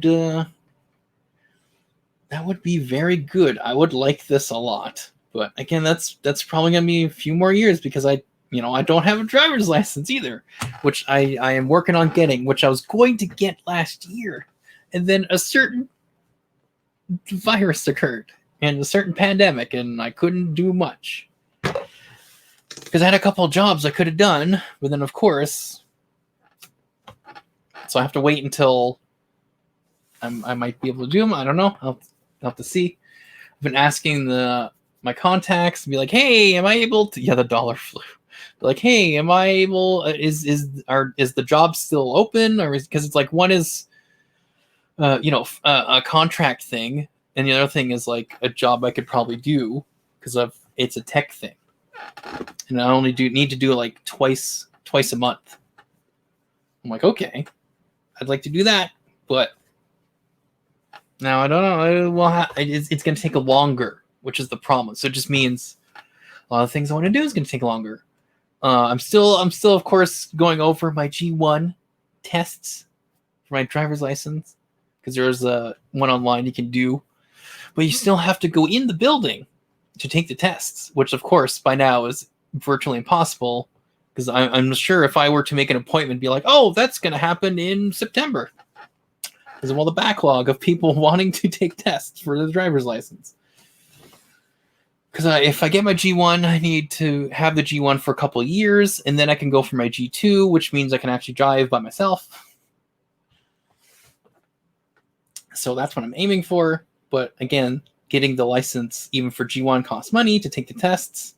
And if I fail the tests, well, I need to take it again. That costs money. So I have to save up enough for those things. For a driving test with a racing wheel. Well, actually, a friend of mine had, because I was mentioning that I was going to try to go for my driver's license at some point and going for my G1. They actually let me borrow this game, Test Drive Unlimited, I believe, is the game. It's a 360 game that was given for now. But because that game actually does the, if you're about to turn, it does the left turn signal or right turn signal.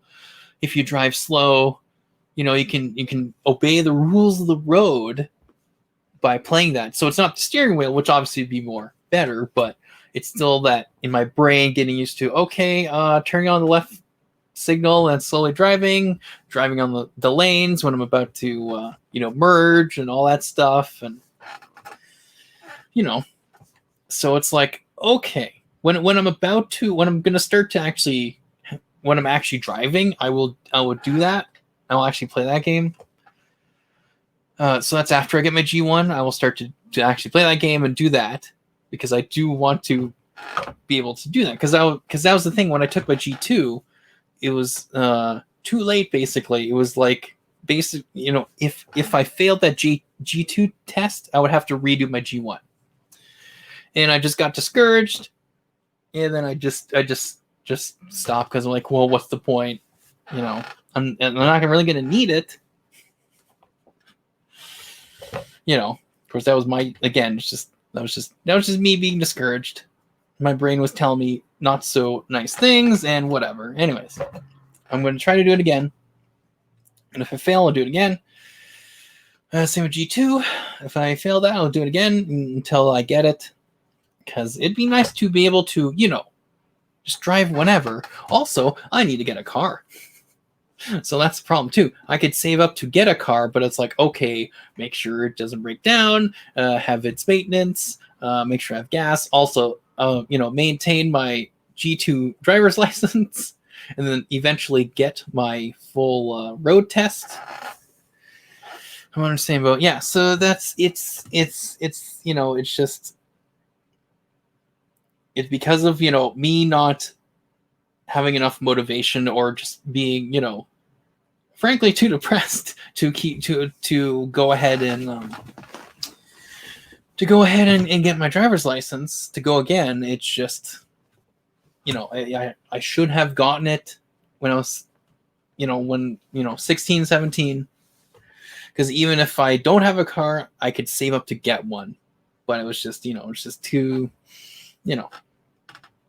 anyway. So I'm gonna do what I can to change that, because especially from what happened last year and even the year before, where I started to get sort of realizing all the things I should have done and going, you know what, it's kind of too late for a lot of things, but I'm going to still try to do something, try to progress in some way with some of the stuff. But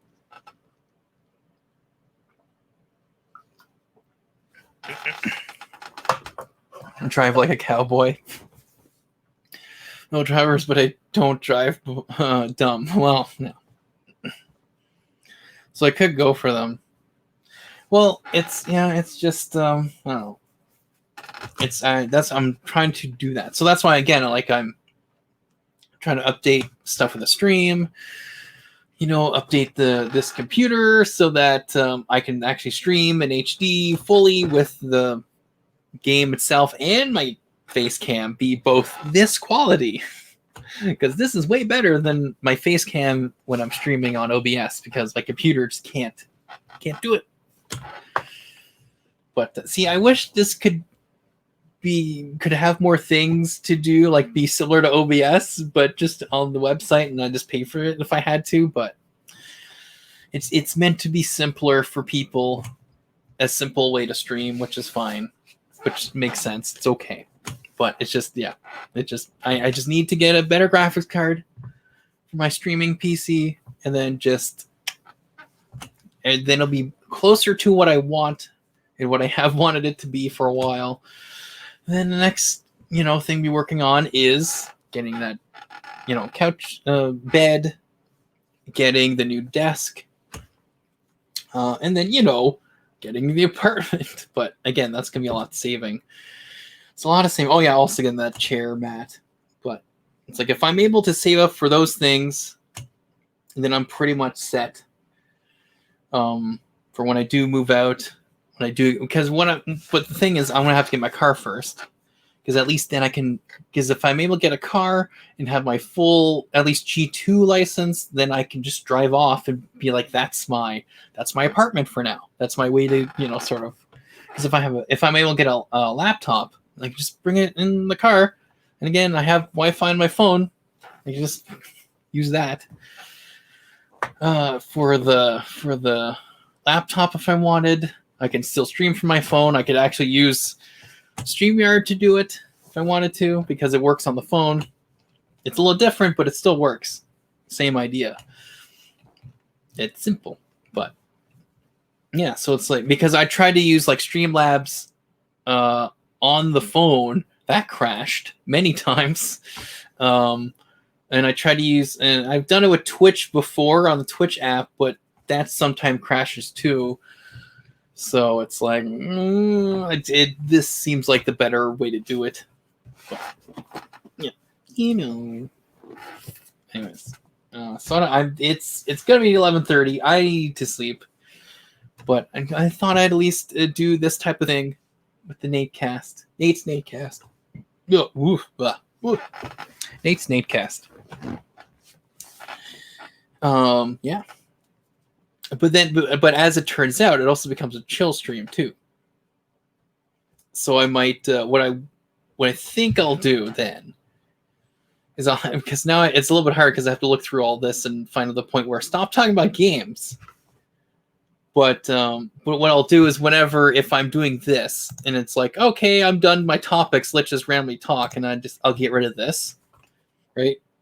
So then visually, when I'm going through this and I'm like, I want to cut to only the game parts when I'm talking about games, I'll know, oh, when I don't see my N8Cast thing, it's just chill. Or I might put chill or something. But yeah, that's why I want to try it out at least once and see how this goes. And with StreamYard, again, makes things easier somewhat. But yeah. So I don't know. I don't know if I'll keep this. I guess I'll keep this up for a bit. But I think I'll just let this go away, because I'll save it. I'll put it on possibly on YouTube with some edited parts, but I think I'll put this possibly on YouTube, or at least I'll archive it and save it. Maybe not make it public. I don't know, because this makes more sense for when people are live here. But I don't know, some people might find enjoyment with it as is, being a 3-hour stream. But we'll see. Yeah. Yeah, so I this is something I just wanted to do, because most of our streams all gaming stuff, but it'd be nice to kind of just, all right, just kind of talk to some of it. Because again, normally I don't have people to talk to. I don't normally have consistently people showing up. It's usually just me and then the odd person who's either new or went to my stream, 3 years ago, and like, oh, I was under a different name, and I decided to come back and watch you. Then I'll go away again. But yeah, so it's just now that I have some people, that's why I waited a bit before I even fully started. But yeah, so I think I have some idea of what to do with this. But yeah, again, I can't go past 20 hours though, because it probably just won't let me stream. Be like, oh, you have to upgrade, be unlimited streaming. I'm like, I just won't use this. But yeah, so we've got 3 hours down. So if it's like, okay, so what? It's like a 3, and then you see 6, 79, 10, 12, 13, 14, 15. So like, even as long as I keep it around 3 hours, then it should be okay if I do it once a week. And it's not bad. But I might have to skip a week because of that. But that's okay. I don't notice that. I don't have enough money either to consistently pay for it, so free is fine. It works. It's powered by StreamYard. That's all that matters. That is really all that matters. It's really all we need to know. But yeah. So, anyways, I'm sure everyone's falling asleep by now, which is fine.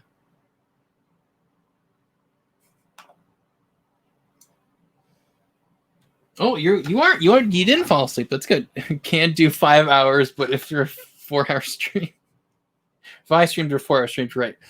But because usually there's only 4 weeks in a month, but sometimes there are 5 weeks in a month. So it's like, can't do that.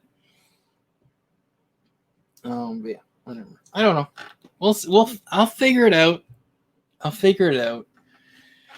And yeah, because again, it's like I get sort of my topics I want to talk about at the start, and then at the end, it's just like, all right, just hang out.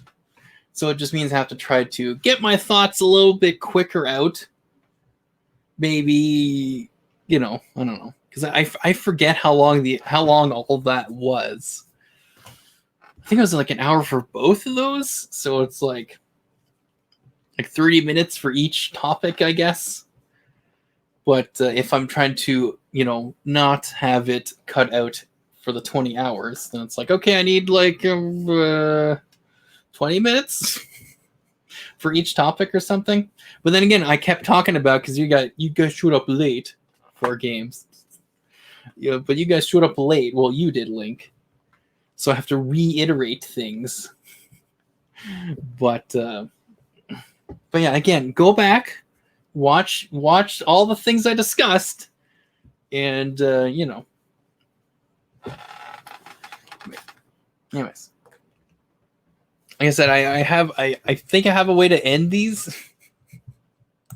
It's definitely not as slick as what I have on OBS, but again, that's kind of the whole point. This is supposed to be simpler, anyways. For me, it's less setup. I just go on a website and say activate my face cam, and then just go. Like, I have some of my topics set up as like the little things, right? The banners or whatever, like and then and then of course this to kind of just start off. But other than that, it's like I'm still looking at Fallout 4 vids to find my joke. Yeah, if you find it, you clip that and you show it to me, because I can't remember. It's been too long. I'm glad at least you're sticking around, because again, I've had people that's like, oh, I saw your stream 5 years ago. Well, now I'm back. All right, bye. And then they don't show up again. Like, that was the last I hear them. Like, all right. And then maybe another 3 years later, oh, I'm back here again. So that's what happened with Mike from Canada. Like, he showed up once, and then like he didn't show up for like 2 years, and now he's been kind of off and on showing around. That's why he's a mod, but also because I didn't have mods showing around. So and he kept like, I want to be a mod. I'm like, fine, I guess. But of course, you know about how that is. But you guys are actually here, so it's nice to have mods that are actually in my stream when I need them. Yeah. Same here. Remember, I was watching and asked my friend, should we troll this guy? Asked a joke. Love the reply. It was nothing to do with the joke. I said, this guy's all right. Well, that's the, again, there's a lot of people that do that. They'll say something to see what my reaction will be, and I just won't give the reaction that they wanted, and just go, oh, okay, and then just kind of talk. Give me a sword, and I'm here for life. Okay, you better be. Because that's the thing. Because it's happened before where I will have random people just keep, and there was one point where it was David Boo 93 who was actually there. I was playing Forza. What was it? It was the Fast and Furious Forza Horizon 2, I think it was. Forza Horizon 2, the Fast and Furious 1. And I was playing that. 80 years later. Let's go, Nate. My hip. Yeah.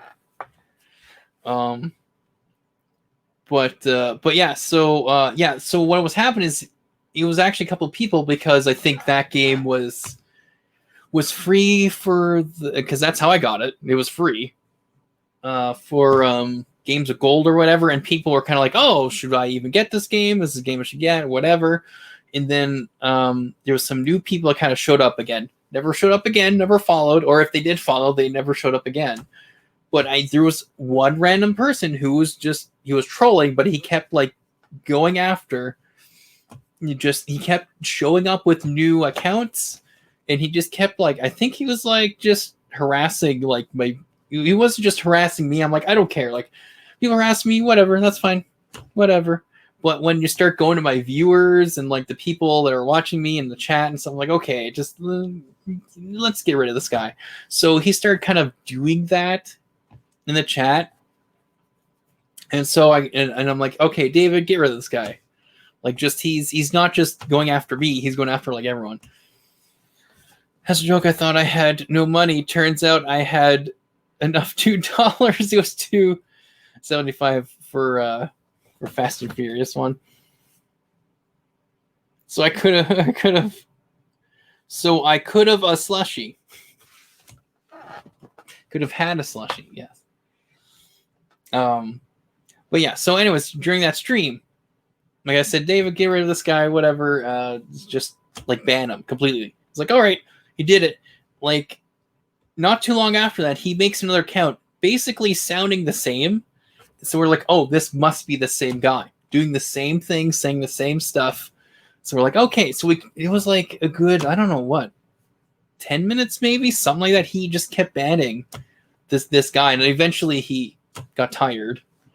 But I'm just like, but again, I wasn't giving him the reaction he wanted, so he kept trying to come back and, you know, go after my viewers and stuff. I'm just like, it's just no. But that's where I'm like, I'm glad I had David as a mod, because man, I needed that. But then of course, you know, he didn't show up as much, and then Mike isn't showing up as much, and I'm just like, oh, okay. And Kano 72 didn't show up. I'm like, ugh. Rex Jr. 20 hasn't been showing up. It's like, okay, all the people that made mods aren't showing up. I'm like, okay, good. So that's why I had Nightbot sort of come in, and I really had to make Nightbot be like, okay, say this if someone talks, and if someone talks, basically, because then that would say, oh, if he doesn't respond right away, hang on, because if I didn't talk, because I would be playing the game, I go and and check the chat later. I'm like, oh crap, someone was saying hi and I didn't look at the chat. So I have Nightbot say things. But of course, now people are actually there, and a lot of times they go, oh, Nate's gone, he'll be right back. Or they talk and say, oh, hey. So at least they can, but that's why I have the laptop here, which is a crappy laptop, or crap top, as I call it, my friends call it as well. I have it here so I can see the chat, and I can see all this and blah, blah, blah when I'm streaming. So I have it here, and I can kind of just look. I also have it here, when I'm streaming with OBS. But of course here, I'm looking, camera's here. Here's my monitor with the website and the chat. So it's all built in, which is nice. So I can see the chat that way. But yeah. Anyway, I am tired. I'm tired. Still haven't finished my popcorn or my coffee. But yeah, so yeah, there's that. But yeah, thanks guys for stopping by. I didn't think anyone would be showing up, but Boxy Bear was here, and then Neko Kate came here first with Jay's phone, Jay's account, and then with her own, and then you showed up. I was like, okay. But yeah, so that's the idea. Of course, I still have to finish the editing of the Mandalorian montage. So I got that to do. So I probably, like I said, probably once a week I'll do this. And then I'll have to edit it later and then put it up and then have it as like its own separate thing. And yeah, see how that goes. But yeah, I kind of like this. It's not too much work for me when I'm streaming it. But of course the editing will be slightly harder, but again, I'll have to figure out what I want to do, because I have to listen through what I'm saying and going, okay, I'll put like a picture here or a clip of the game here or something. But we'll see how that goes. That might take a bit longer, but at least I'll do this. You know, probably put this on YouTube, I guess. Have this up a bit. Yeah. But yeah, we'll see. Anyways, I'm tired. So I think I will end it with the cool little countdown it has, and then just stop the stream. But anyways, so yeah. Yeah, thank you everyone for showing up and watching the first episode of the N8Cast, which probably might be changed to a different name later on. Who knows? But yeah. Was fun. Yeah, well, I enjoyed it, especially when people are here. That's the thing. And like I'm like, okay, I'm happy enough that I'm able to just say all the things I wanted to say about like certain games, like Halo 4, and then Hitman. And then there's other games, of course, we could just talk about, or something with gaming news I can randomly talk about too, just out of nowhere. Things that happen, just yap about that. But yeah, and then later again, cut it up. I won't always have pictures and stuff with those videos, but for something like the Halo 4 one, and probably stuff with the Hitman stuff, because I am talking about specific things, and there's videos and pictures about them out there. So I'm just like, why not? But yeah, so we'll see how that goes out. But yeah, all right, I'm gonna edit now. Thank you everyone for showing up and watching. And if you were watching this later on and made it to the 3 hours and 33 minutes, I commend you. And yeah, I'll definitely do this again. And see you in the next stream, guys. Bye.